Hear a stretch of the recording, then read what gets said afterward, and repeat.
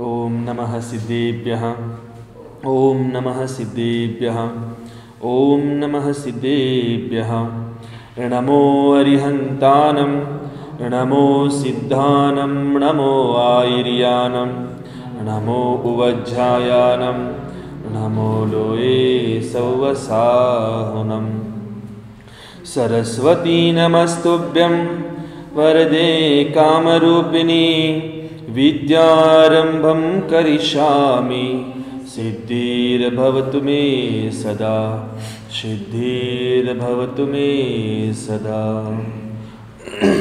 ನಮೋಸ್ತು ಭಗವಾನ್ ನಮೋಸ್ತು ದ್ವಾದಶಾಂಜನವಾನಿ ಮಾತಾ ನಮೋಸ್ತು ನಮೋಸ್ತು ಆಚಶ್ ನಮೋಸ್ತು ನಮೋಸ್ತು ನಮೋಸ್ತು ಗುರುದೇವ್ ನಮೋಸ್ತು ನಮೋಸ್ತು ನಮೋಸ್ತು.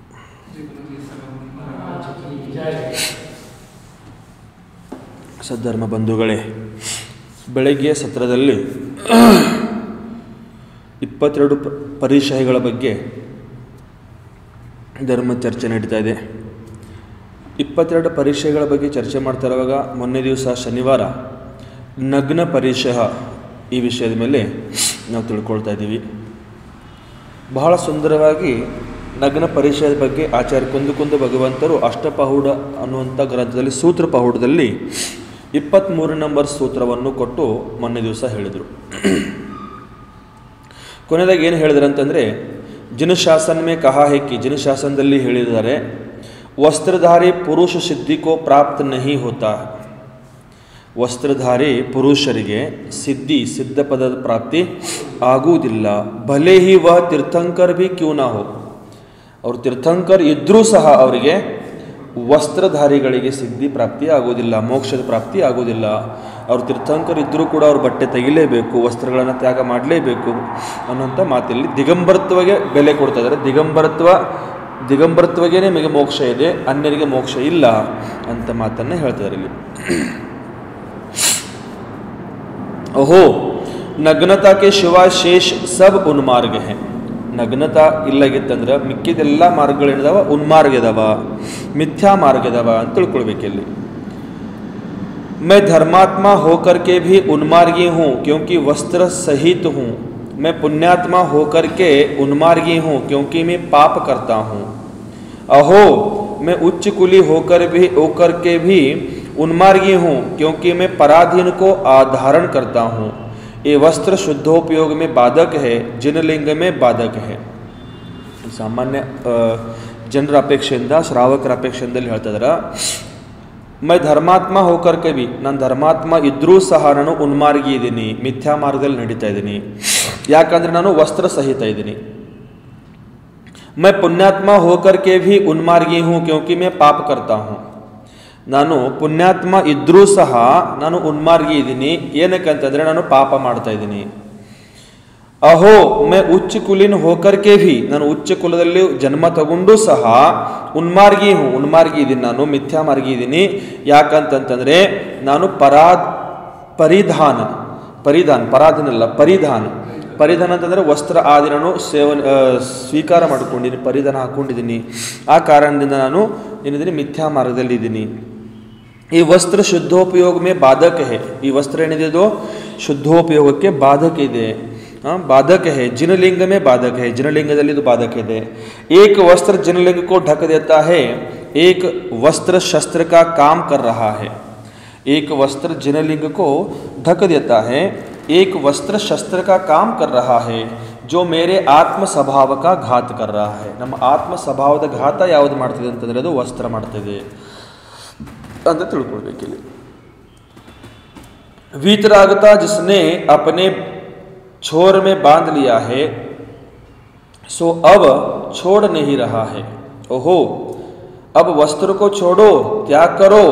वस्त्र त्याग करते ही सहज स्वरूप महामनोहर वीतराग स्वरूप वस्त्रों के हटते ही जिनलिंग प्रकट हो जाता है. इसलिए अब मैं सन्मार्ग पर चलने का निश्चय करता हूँ. कपड़ों के कारण मैं उन्मार्गी हूँ.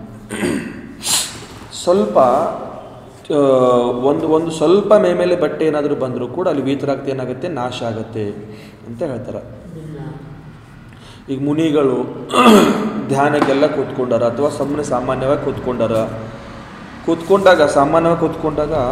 ಮುನಿಗಳು ನಗ್ನರಾಗಿರ್ತಾರ. ಮುನಿಗಳು ನಗ್ನ ದಿಗಂಬರ ರೂಪ ಇರುತ್ತೆ ಅವ್ರಿಗೆ. ದಿಗಂಬರ ರೂಪ ಇರುವಾಗ ದಿಗಂಬರ ರೂಪಧಾರಿ ಮುನಿಗಳು ಕೂತ್ಕೊಂಡಾಗ ಏನಿಲ್ಲ, ಒಂದು ನ್ಯಾಪ್ಕಿನ್ ಇರುತ್ತೆ ಅವ್ರ ಹತ್ರ, ಮುಖ ಒರೆಸ್ಕೊಳ್ಳಿಕ್ಕೆ, ಕೈಕಾಲು ಒರೆಸ್ಕೊಳ್ಳಿಕ್ಕೆ ಅಂತ ಒಂದು ನ್ಯಾಪ್ಕಿನ್ ಯಾರೋ ಶ್ರಾವಕ ತಂದು ಇಟ್ಟಿರ್ತಾರೆ. ಆ ನ್ಯಾಪ್ಕಿನವನ್ನು ತೊಡೆ ಮೇಲೆ ಇಟ್ಕೊಂಡ್ರು, ಹೆಗಲ ಮೇಲೆ ಇಟ್ಕೊಂಡ್ರು, ಕೈಯಲ್ಲಿ ಇಟ್ಕೊಂಡ್ರು, ಕಾಲ ಮೇಲೆ ಇಟ್ಕೊಂಡ್ರು. ಬರೀ ನ್ಯಾಪ್ಕಿನ್ ಬಟ್ಟೆ ಮೈ ಮೇಲೆ ಬಂದರೂ ಸಹ ಅಲ್ಲಿ ಏನಾಯ್ತು, ಅವ್ರದ್ದು ವೀತರಾಗತೆ ನಾಶ ಆಯಿತು, ಜಿನಲಿಂಗ ನಾಶ ಆಯ್ತು ಅಂತ ಹೇಳ್ತಾರೆ. ಯಾವ ಲಿಂಗ? ಜಿನಲಿಂಗ. ನಿಮ್ಮ ವೀತರಾಗತೆ ನಾಶ ಆಯಿತು ಅಂತ ಹೇಳ್ತಾರೆ. ಸಂಪೂರ್ಣ ನಿರ್ವಸ್ತ್ರವಾಗಿರುವಂಥ ಆ ರೂಪವನ್ನು ನೋಡ್ತಾ ಇರುವಾಗ ಒಂದು ಭಾವನೆ ಬೇರೆನೇ ಇರುತ್ತೆ. ಆ ನಿರ್ವಸ್ತ್ರವಾಗಿರುವಂಥ ಆ ವೀತರಾಗತೆ ದರ್ಶನ ಮಾಡ್ತಾ ಇರುವಾಗ ಒಂದು ಪರಿಣಾಮನೇ ಬೇರೆ ಇರುತ್ತೆ. ಅದೇ ಮೈ ಮೇಲೆ ಒಂದು ಸ್ವಲ್ಪ ಬಟ್ಟೆ, ನ್ಯಾಪ್ಕಿನ್ ಎಷ್ಟು ಅಗಲ ಇರುತ್ತೆ, ಒಂದು ಅಂಗ ಎಷ್ಟು ಅಗಲ ಇರುತ್ತೆ. ಆ ಒಂದು ಅಂಗ ಎಷ್ಟು ಅಗಲ ಇರುವಂಥ ನ್ಯಾಪ್ಕಿನು ಮೈ ಮೇಲೆ ಬಂದ ಕೂಡಲೇ ಅಲ್ಲಿ ಸರಾಗತೆ ಬಂತಂತ ಹೇಳ್ಬಿಡ್ತಾರೆ. ಅಲ್ಲಿ ಸರಾಗತೆ, ವೀತರಾಗತೆನೂ ನಾಶ ಆಯ್ತು, ಅಲ್ಲಿ ಸರಾಗ ಬಂತು. ನಿಮಗೆ ಅಲ್ಲಿ ಸರಾಗ ಬಂತು. ಈಗ ನಾನು ವಿಷಯ ಬಂದಿದೆ ಅಂತ ಹೇಳ್ತಾ ಇದ್ದೀನಿ. ಕೆಲವೊಂದು ಮುನಿಗಳು ಅಥವಾ ಕೆಲವರು ಫೋಟೋಗ್ರಾಫರ್ಗಳು, ವಿಡಿಯೋಗ್ರಾಫರ್ಗಳು ಮುನಿಗಳಿಗೆ ಹೇಳ್ತಿರ್ತಾರೆ, ಮಹಾರಾಜರ ಪಿಂಚಿ ಹಿಂಗೆ ಅಡ್ಡ ಹಿಡ್ಕೊಳ್ಳಿ, ಫೋಟೋ ತೆಗೆಯುವಾಗ, ವಿಡಿಯೋ ತೆಗೆಯುವಾಗ ಪಿಂಚಿ ಅಡ್ಡ ಹಿಡ್ಕೊಳ್ಳೇಬಾರ್ದು ಅಂತ ಹೇಳಿದಾರೆ. ಪಿಂಚಿ ಅಡ್ಡ ಹಿಡ್ಕೊಳ್ಳೇಬಾರ್ದು. ಪಿಂಚಿ ನಮಗೆ ನಮ್ಮ ಜಿನಲಿಂಗವನ್ನು ಮುಚ್ಚಿಡಿಯೋದಕ್ಕೋಸ್ಕರ ಪಿಂಚಿ ಕೊಟ್ಟಿಲ್ಲ. ನಮ್ಮ ಪಿಂಚಿ ಕೊಟ್ಟಿರೋದು ಸಂಯಮದ ಉಪಕರಣ. ನಿಮಗೆ ಬೇಕಾದರೆ ಫೋಟೋ ಬೇಕಾದರೆ ವಿಡಿಯೋ ಬೇಕಾದರೆ ನಿಮ್ಗೆ ಯಾವ ರೀತಿ ಬೇಕೋ ಆ ರೀತಿ ನೀವು ತಕ್ಕೊಳ್ಳಿ. ನಾವಲ್ಲಿ ಪಿಂಚಿ ಅಡ್ಡ ಹಿಡ್ಕೊಂಡಿದ್ರೆ ನಮ್ಮ ಜಿನಲಿಂಗ ನಾವೇನು ಮಾಡಿದ್ವಿ, ಮುಚ್ಚಿಟ್ಟಿವಿ. ನಮ್ಮ ವೀತರಾಗತೆ ನಾವು ನಾಶ ಮಾಡಿದ್ದೀವಿ. ನಿಮಗೆ ವಿಕಾರ ಇದೆ, ಆ ನೋಡುವಾಗ ನಿಮಗೆ ನಮ್ಮ ದಿಗಂಬರ ರೂಪ ನೋಡುವಾಗ ನಿಮಗೆ ವಿಕಾರತೆ ಇತ್ತಂದರೆ ನೀವು ಕಣ್ಣು ಮುಚ್ಕೊಳ್ಳಿ. ಆದರೆ ನಾವು ನಮ್ಮ ಜಿನಲಿಂಗವನ್ನು ನಾವು ಮುಚ್ಕೊಳ್ಳಿಕ್ಕೆ ನಾವು ರೆಡಿ ಇರುವುದಿಲ್ಲ. ಇದನ್ನು ನೆನಪಿಟ್ಕೊಳ್ಬೇಕಂತ ಹೇಳ್ತಾರೆ. ಯಾವತ್ತೂ ಯಾವುದೇ ಮುನಿಗಳಿಗೆ ಈ ರೀತಿಯೆಲ್ಲ ಉಪದೇಶ ಅಥವಾ ಈ ರೀತಿ ಮಾತನ್ನು ಯಾವತ್ತೂ ಯಾರು ಹೇಳಬಾರ್ದು ಅನ್ನೋಂಥ ಮಾತನ್ನು ತಿಳ್ಕೊಳ್ಬೇಕು. ಸಾಮಾನ್ಯವಾಗಿ ಇಲ್ಲಿ ಚರ್ಚಾದ ವಿಷಯದಲ್ಲಿ ಬಂತು. ಯಾಕಂದರೆ ತನ್ನ ಜಿನಲಿಂಗವನ್ನು ಕಾಪಾಡೋದಕ್ಕೋಸ್ಕರ ಅವ್ರು ಯಾವುದೇ ಪ್ರಕಾರದ ವಸ್ತ್ರಗಳನ್ನು ಧಾರಣೆ ಮಾಡಲ್ಲ, ಯಾವುದೇ ಪ್ರಕಾರದ ಬಟ್ಟೆ, ಯಾವುದೇ ಪ್ರಕಾರದ ವಸ್ತ್ರ, ಅದು ಅವರು ಉಪಕರಣಗಳನ್ನು ಉಪಯೋಗ ಮಾಡುವುದಿಲ್ಲ ಅಂತ ತಿಳ್ಕೊಳ್ಬೇಕಿಲ್ಲಿ. ಯಾಕಂತ ಹೇಳ್ತಾರೆ ಅಂತಂದ್ರೆ, ಅಬ್ ಮೇ ಸನ್ಮಾರ್ಗ ಪರ್ ಚಲನೆ ಕಾ ನಿಶ್ಚಯ ಕರ್ತಾ ಹೂँ, ನಾನು ಸನ್ಮಾರ್ಗದ ಮೇಲೆ ನಡೆಯೋದಕ್ಕೆ ನಿಶ್ಚಯ ಮಾಡ್ತೀನಿ. ಕಪಡೋ ಕೆ ಕಾರಣ ಮೇ ಉನ್ಮಾರ್ಗಿ ಹೂँ, ಮೈ ಮೇಲೆ ಬಟ್ಟೆ ಇರೋ ಕಾರಣದಿಂದ ನಾನು ಹೇಳಿದ್ದೀನಿ ಉನ್ಮಾರ್ಗಿ ಅಂದರೆ ಮಿಥ್ಯಾ ಮಾರ್ಗದಲ್ಲಿ ನಡೀತಾ ಇದ್ದೀನಿ ಅಂತ ತಿಳ್ಕೊಳ್ಬೇಕಿಲ್ಲಿ. देखो तो ये संसार कितना विचित्र है, ये संसार ಎಷ್ಟು ವಿಚಿತ್ರವಾಗಿದೆ. जिनलिंग को ढकने के लिए वस्त्राभूषण भेंट करने वाले बहुत है. ವಸ್ತ್ರ ಆಭೂಷಣಗಳನ್ನು ಭೇಟ್ ರೂಪದಲ್ಲಿ ಕೊಡುವಂಥವ್ರು ಬಹಳಷ್ಟು ಜನ ಇರ್ತಾರೆ ನಿಮಗೆ. ಈ ಜಿನಲಿಂಗವನ್ನು ಬಚ್ಚಿಡೋದಕ್ಕೋಸ್ಕರ ವಸ್ತ್ರ ಆಭೂಷಣಗಳನ್ನು ಭೇಟ್ ಕೊಡೋರು ಬಹಳಷ್ಟು ಜನ ಇದ್ದಾರೆ ನಿಮಗೆ. कपड़े लपड़े देने वाले बहुत है, कपड़े लपड़े देने वाले बहुत है. वस्त्राभूषण भेंट करने वाले, कपड़े लपड़े देने वाले बहुत है. जिस रिश्तेदारी में जाओ वस्त्रों से सम्मान होता है. ಯಾವುದೇ ಎಲ್ಲೂ ನೆಂಟರ ಮನೆಗೆಲ್ಲ ಹೋದಿವಿ ಅಂತಂದರೆ ನಮ್ಮ ಸನ್ಮಾನ ಮಾಡ್ತಾರೆ, ವಸ್ತ್ರದಿಂದನೇ ಸನ್ಮಾನ ಮಾಡ್ತಾರೆ. ಸೀರೆ ಕೊಡ್ತಾರೆ ಅಥವಾ ಬಟ್ಟೆ, ನಿಮಗೆ ಪ್ಯಾಂಟ್ ಶರ್ಟ್ ಪೀಸ್ ಅದೆಲ್ಲ ಕೊಡ್ತಿರ್ತಾರೆ. ಕೊನೆಗೆ ಏನಿಲ್ಲದ್ರು ಟವಲ್ ಟೋಪಿನ ಹಾಕ್ತಾರೆ. ನಮ್ಮ ಕಡೆ ಟವಲ್ಲು ಮತ್ತು ಒಂದು ಟೋಪಿ ಕೊಡ್ತಾರೆ ಆ ಕಡೆ. ಅಲ್ಲಿ ನಮ್ಮ ಕಡೆ ಅದು ಸಾಮಾನ್ಯವಾಗಿ ಅದು ಯಾರೋ ನೆಂಟರು ಬಂದರೆ ಕೊಡ್ತಾರೆ ಆ ಕಡೆ. ಈ ರೀತಿ ಸೀರೆ ಕೊಡೋಕ್ಕಾಗಿದ್ರೆ ಲಾಸ್ಟ್ ಕೊನೆಗೆ ಜಂಪರ್ ಪೀಸ ಒಂದು ತೆಂಗಿನಕಾಯಿ ಕೊಡ್ತಿರ್ತಾರೆ ಹೆಣ್ಮಕ್ಳಿಗೆ. ಈ ರೀತಿ ಇದು ಉಡಿ ತುಂಬೋದು ಅಂತೆಲ್ಲ ಆ ಕಡೆ ಪದ್ಧತಿಗಳವೆಲ್ಲ. ನೀವೆಲ್ಲೂ ಹೋದರೂ ಕೂಡ ನಿಮ್ಮ ಸನ್ಮಾನ ಮಾಡಬೇಕಾದ್ರೆ ಒಂದು ಬಟ್ಟೆಯಿಂದನೇ ಸನ್ಮಾನ ಪ್ರಾರಂಭ ಮಾಡ್ತಾರೆ. ಈಗ ಯಾರಾದ್ರೂ ಸ್ಟೇಜ್ ಮೇಲೆ ಸನ್ಮಾನ ಮಾಡಿದ್ರು ಶಾಲ್ ಹಾಕ್ತೀವಿ, ಅಲ್ಲೂ ಬಟ್ಟೆ ಇದೆ. ಈ ಪ್ರಕಾರ ಒಂದು ಸರ್ತಿ ಏನಾಗಿತ್ತು ಅಂದರೆ, ಜಯಂತಿಯಮ್ಮ ನನಗೆ ಸ್ಟೇಜ್ ಮೇಲೆ ನಾನು ಕೂತ್ಕೊಂಡಿದ್ದೀನಿ, ಸನ್ಮಾನ ಮಾಡ್ತಾಯಿದ್ರು. ನನ್ನ ಕೈಲಿ ತಂದು ಶಾಲ್ ಕೊಟ್ಟರು. ಭಟ್ಟರಾಗ ಸ್ವಾಮೀಜಿಗಳಿಗೆಲ್ಲ ತಂದು ಕೊಡ್ತಾರಲ್ಲ ಆ ರೀತಿ ನನ್ನ ಕೈಲಿ ತಂದು ಶಾಲ್, ಮಹಾರಾಜರು ಶಾಲ್ ಹಾಕ್ರಿ ಅಂತ ಆಶೀರ್ವಾದ. ನಾನು ಬೇಕಾದ್ರೆ ಅವ್ನು ಬಟ್ಟೆ ಕಳಿಸ್ತೀನಿ ಅಂತ ಹೇಳಿದೆ. ಬೇಕಾದ್ರೆ ಅವನು ನಾನು ಬಟ್ಟೆ ತೆಗಿಸ್ತೀನಿ, ಬಟ್ಟೆ ಹಾಕ್ಸಲ್ಲಪ್ಪ, ನಾನು ಬಟ್ಟೆ ಹಾಕ್ಸೋ ಜವಾಬ್ದಾರಿ ನಂದಲ್ಲ, ಬಟ್ಟೆ ತೆಗೆಸೋ ಜವಾಬ್ದಾರಿ ನಂದು ಅಂತ ಹೇಳಿದೆ. ಅಂದರೆ ಗೊತ್ತಿಲ್ಲದಾಗ ಈ ರೀತಿ ಕ್ರಿಯೆಗಳು ಮಾಡಿಸ್ತಾರೆ ಕೆಲವೊಬ್ರು ಕೆಲವೊಂದು ಮುನಿಗಳು ಮಾಡ್ತಾರೆ ಕೂಡ ಇದನ್ನು. ಬಟ್ಟೆ ಹಾಕ್ಸೋ ಕ್ರಿಯೆ ಸಾಧುಗಳದಲ್ಲ, ದಿಗಂಬರ ಮುನಿಗಳದಲ್ಲ. ಬಟ್ಟೆ ತೆಗೆಸೋದು ಕ್ರಿಯೆ ದಿಗಂಬರ ಮುನಿಗಳದು ಅಂತ ತಿಳ್ಕೊಳ್ಬೇಕಿಲ್ಲಿ.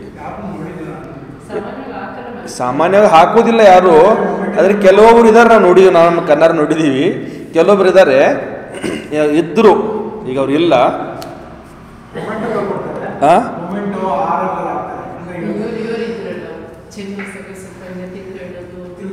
ಆಮೇಲೆ ಹಾರ ಹಾಕ್ತಾರೆ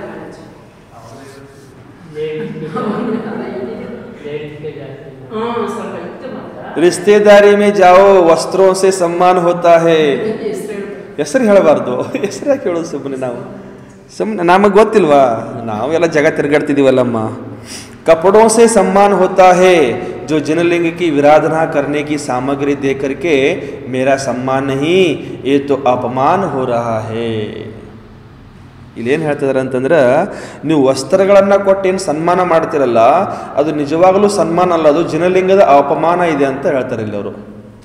ಜಿನಲಿಂಗದ ಏನಿದೆ ಅಲ್ಲಿ ಅಪಮಾನ ಇದೆ, ಅವಮಾನ ಇದೆ ಅಲ್ಲಿ ಅಂತ ಹೇಳಿದವರು. ಯಾವ ರೀತಿ ಅಂತಂದ್ರೆ ಮತ್ತೊಂದು ಸರ್ತಿ ಓದ್ತೀನಿ ನೋಡ್ರಿ. कपड़े लपड़े देने वाले बहुत है, जिस रिश्तेदारी में जाओ वस्त्रों से सम्मान होता है, कपड़ों से सम्मान होता है, जो जिनलिंग की विराधना करने की सामग्री दे करके ಜಿನಲಿಂಗದ ವಿರಾಧನೆ ಮಾಡ್ತಾ ಇದೀವಿ ನಾವಲ್ಲಿ. ಏನು ಮಾಡ್ತಾ ಇದೀವಿ? ಜಿನಲಿಂಗದ ವಿರಾಧನೆ ಮಾಡ್ತಾ ಇದ್ದೀವಿ. ವಿರಾಧನಾ ಕರ್ನೇಕಿ ಸಾಮಗ್ರಿ ದೇಕರ್, ವಿರಾಧನೆ ಮಾಡುವಂಥ ಸಾಮಗ್ರಿಗಳನ್ನು ಕೊಟ್ಟು ಮೇರಾ ಸನ್ಮಾನ ನಹಿ ಹೇ, ಅಲ್ಲಿ ಸನ್ಮಾನ ಆಗ್ತಾ ಇಲ್ಲ, ಏತೋ ಅಪಮಾನ ಹೋ ರಹಾ ಹೇ, ಅಲ್ಲಿ ಏನಾಗ್ತಾ ಇದೆ ನಿಮ್ಮದು ಅಪಮಾನ ಆಗ್ತಾ ಇದೆ. संसार में गुरु साग्रंथ को निग्रंथ बना करके ग्रंथ शास्त्र भेंट कर के सम्मान करते हैं. वस्त्र से सम्मान नहीं होता, क्योंकि जिसका स्वयं सम्मान नहीं वह दूसरे का सम्मान क्या कर पाएगा. ಬಹಳ ಸುಂದರವಾಗಿ ಹೇಳ್ತಿದ್ದಾರೆ ಇಲ್ಲಿ. ಸಂಸಾರದಲ್ಲಿ ಗುರುಗಳಿಗೆ साग्रंथ को निर्ग्रंथ बना करके ग्रंथ शास्त्र भेंट करके सम्मान करते हैं. साग्रंथ अंद्रेना ಬಟ್ಟೆಯಲ್ಲಿರುವಂಥವ್ರಿಗೆ ಸಗ್ರಂಥ ಅಂತ ಹೇಳ್ತಾರ. ಬಟ್ಟೆಯಲ್ಲಿರೋರಿಗೆ ಸಾಗ್ರಂಥ ಅಂತ ಹೇಳ್ತಾರ. ಅಂಥವ್ರಿಗೆ ನಿರ್ಗ್ರಂಥ ಮಾಡಿ ಶಾಸ್ತ್ರ ಆದಿ ಭೇಟ ಕೊಡ್ತಿರ್ತಾರ. ನೀವು ಬಟ್ಟೆಯಲ್ಲಿರೋರಿಗೆ ಬಟ್ಟೆನೇ ಕೊಟ್ಟು ಮತ್ತೆ ಅವ್ರದ್ದು ಏನು ಮಾಡ್ತಿದ್ದೀರ ನೀವು ಅಲ್ಲಿ ಅವರಿಗೆ ಮತ್ತೆ ರಾಗ ಬೆಳೆಸ್ತಾ ಇದ್ದೀರಾ. ನಾನು ಕೆಲವೊಂದು ಕಡೆ ನೋಡಿರ್ತೀನಿ, ಅದು ಎಲ್ಲಿ ನಮ್ಗೆ ಅದು ಹೇಳೋದು ಬೇಡ ಯಾರ್ದು. ಕೆಲವೊಂದು ಕಡೆ ಕೆಲವೊಂದು ಪದ್ಧತಿ ಅದು.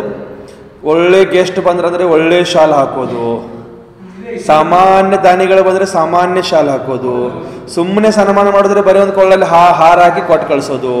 ಈ ರೀತಿ ನಾವು ರಾಗದ್ವೇಷ ಮಾಡ್ತೀವಲ್ಲ, ಅಲ್ಲಿ ರಾಗದ್ವೇಷ ನಂಬುದು ನಾವಲ್ಲಿ ಕಡಿಮೆ ಮಾಡಿಸ್ಲಿಕ್ಕೆ ಪ್ರಯತ್ನ ಪಡಬೇಕು, ಬೆಳೆಸಲಿಕ್ಕೆ ಪ್ರಯತ್ನ ಪಡಬಾರ್ದು. ದೊಡ್ಡ ದಾನಿಗಳು ದೊಡ್ಡ ವ್ಯಕ್ತಿಗಳು ಬಂದರೆ ಒಳ್ಳೆಯ ಸನ್ಮಾನ ಮಾಡೋದು ಅವ್ರದ್ದು, ಸಾಮಾನ್ಯವಾಗಿ ಬಂದರೆ ಸಾಮಾನ್ಯವಾಗಿ ಸನ್ಮಾನ ಮಾಡೋದು. ಅಲ್ಲಿ ನಾವು ಅವ್ರು ಸನ್ಮಾನ ಮಾಡ್ತಿಲ್ಲ, ಅಲ್ಲಿ ಅಪಮಾನನೇ ಮಾಡ್ತಾಯಿದ್ದೀವಿ ನಾವು ಅವ್ರದ್ದು, ಅಲ್ಲಿ ಅವಮಾನನೇ ಮಾಡ್ತಾಯಿದ್ದೀವಿ ಅವ್ರದ್ದು ನಾವು. ಇದು ಸನ್ಮಾನ ಅಂತ ಹೇಳೋಕ್ಕಾಗಲ್ಲ. ಅದಕ್ಕೆ ಸನ್ಮಾನ ಹೇಗಿರಬೇಕು, ಮಾಡೋದ್ರೆ ಸಮಾನವಾಗಿ ಮಾಡೋದು. ಅಲ್ಲ, ಎಲ್ಲೇ ಇದ್ರೂ ಕೂಡ ನಾನು ಹೇಳೋದು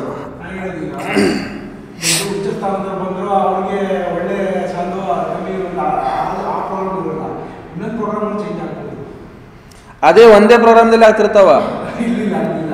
ನಾವು ನೋಡಿದೀವಪ್ಪ, ಇಲ್ಲಿ ಅಂತ ಹೇಳ್ತಿಲ್ಲ ನಾನು ಅದೇ ಹೇಳಿಲ್ಲ, ಎಲ್ಲಿ ಅಂತ ಹೇಳಲ್ಲ ನಾನು ಅಂತ ಹೇಳಿದೆ ನಿಮಗೆ. ನಾನು ಇಲ್ಲಿ ಅಂತ ಹೇಳ್ತಿಲ್ಲ, ನಾನು ಕೆಲವೊಂದು ಕಡೆ ನೋಡಿದ್ದೀನಿ. ಕೆಲವೊಂದು ಸ್ಟೇಜ್ ಮೇಲೆ ಒಂದೇ ಸ್ಟೇಜ್ ಮೇಲೆ ಒಂದೇ ದಿನ ಒಂದೇ ಫಂಕ್ಷನ್ದಲ್ಲಿ ಒಂದೇ ಸಮಯದಲ್ಲಿ ಕೆಲವೊಬ್ಬರಿಗೆ ದೊಡ್ಡ ಸನ್ಮಾನ ಮಾಡೋದು, ಕೆಲವೊಬ್ಬರಿಗೆ ಸಣ್ಣವಾಗಿ ಸನ್ಮಾನ ಮಾಡೋದು. ಲಕ್ಷ ಕೊಟ್ಟವ್ರಿಗೆ ಒಂದು ಸನ್ಮಾನ ಬೇರೆ, 10,000 ರೂಪಾಯಿ ಕೊಟ್ಟವ್ರಿಗೆ ಬೇರೆ, 1,000 ರೂಪಾಯಿ ಕೊಟ್ಟವ್ರಿಗೆ ಬೇರೆ, ಸುಮ್ಮನೆ ಸೇವೆ ಮಾಡಿದವನಿಗೆ ಬೇರೆ.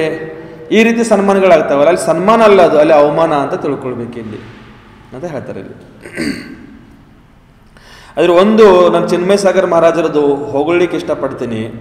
2008 7-8 ಏನೋ ಆ ಸಂದರ್ಭದಲ್ಲಿ ದಿಲ್ಲಿಯಲ್ಲಿದ್ದರು ಅವರು.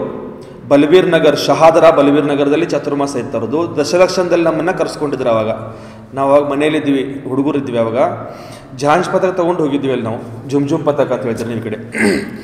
ಜುಮ್ ಪತಕ ತೊಗೊಂಡು ಹೋಗಿದ್ವಿ ನಾವು. ಸಾಮಾನ್ಯ ಮನೆಯವರು ನಾವು ಎಲ್ಲ, ಅಲ್ಲಿ ಹೋದವರೆಲ್ಲ ಬಡವ್ರ ಮನೆತನದ ನಮ್ಮದೆಲ್ಲ.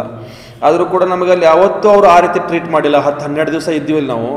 ನಮ್ಮನ್ನು ಹೇಗೆ ಅಂತಂದರೆ ಒಂದು ಕರೋಡೋಪತಿ ಮಕ್ಕಳಿದ್ದಂಗೆ ನಾವು, ಒಂದು ಕರೋಡೋಪತಿ ಮನೇಲಿರುವಂಥ ಮಕ್ಕಳಿದ್ದಂಗೆ ನಮ್ಮನ್ನು. ಅದು ಊಟ ತಿನ್ನಿಸೋದಿರ್ಬೋದು, ಇರ್ಕೊಳ್ಳೋದು ವ್ಯವಸ್ಥೆ ಇರ್ಬೋದು, ನಾವು ತಿರುಗಾಡೋದು ವ್ಯವಸ್ಥೆ ಇರ್ಬೋದು, ನಮಗಲ್ಲಿ ಸ್ಟೇಜ್ ಮೇಲೆ ಕರೆಸೋ ವ್ಯವಸ್ಥೆ ಇರ್ಬೋದು, ಸನ್ಮಾನ ಮಾಡೋ ವ್ಯವಸ್ಥೆ ಇರ್ಬೋದು, ಒಂದು ಉಚ್ಚ ಲೆವೆಲ್ದಲ್ಲಿ ಅವ್ರು ಯಾವತ್ತೂ ಅಲ್ಲಿ ಚಿನ್ಮಯ ಸಾಗರ್ ಮಹಾರಾಜರು ಭೇದ ಮಾಡಲಿಲ್ಲ, ನಮಗೆ ಭೇದ ಭಾವ ಮಾಡಲಿಲ್ಲ ನಮ್ಮನ್ನು. ಒಳ್ಳೆ ರೀತಿಯಿಂದ ಅಂದರೆ ಒಳ್ಳೆ ರೀತಿಯಿಂದ ದೊಡ್ಡ ಕೋಟ್ಯಾಧೀಶರಿಗೆ ಏನು ಸನ್ಮಾನ ಮಾಡ್ತಿದ್ರು ಅದೇ ಸನ್ಮಾನ ಈ ಸಾಮಾನ್ಯ ಬಡವ್ರ ಮಕ್ಕಳು ನಾವೆಲ್ಲರೂ ನಮಗೂ ಕೂಡ ಅವಾಗ ಅದೇ ಸನ್ಮಾನ ಸೇಮ್. ಅದರಲ್ಲಿ ಒಂದು ಒಂದು ಒಂದು ಒಂದು ಒಂದು ಕೂದಲಿನಷ್ಟು ಕೂಡ ಏನೂ ಅಂತರಿಲ್ಲ. ನಾವು ನನಗನ್ಸೋ ಮಟ್ಟಿಗೆ ಇನ್ನೂ ಇರ್ಬೋದು ಅದು.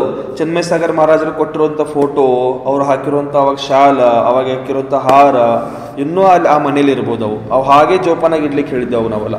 ಅಂದರೆ ಅಷ್ಟು ಒಳ್ಳೆ ರೀತಿಯಿಂದ ಕೂಡ ಕೆಲವೊಬ್ರು ಮಾಡ್ತಾರೆ, ಕೆಲವರಲ್ಲಿ ಭೇದ ಭಾವ ಕೂಡ ಇರ್ತಾವ. ಆ ರೀತಿಯೆಲ್ಲ ಇರಬಾರ್ದು. ಅಲ್ಲಿ ನಾವು ಸನ್ಮಾನ ಮಾಡ್ತಿಲ್ಲ, ಅಲ್ಲಿ ಅವಮಾನ ಮಾಡ್ತಾ ಇದ್ದೀವಿ ಅಂತ ತಿಳ್ಕೊಳ್ಬೇಕಿಲ್ಲಿ.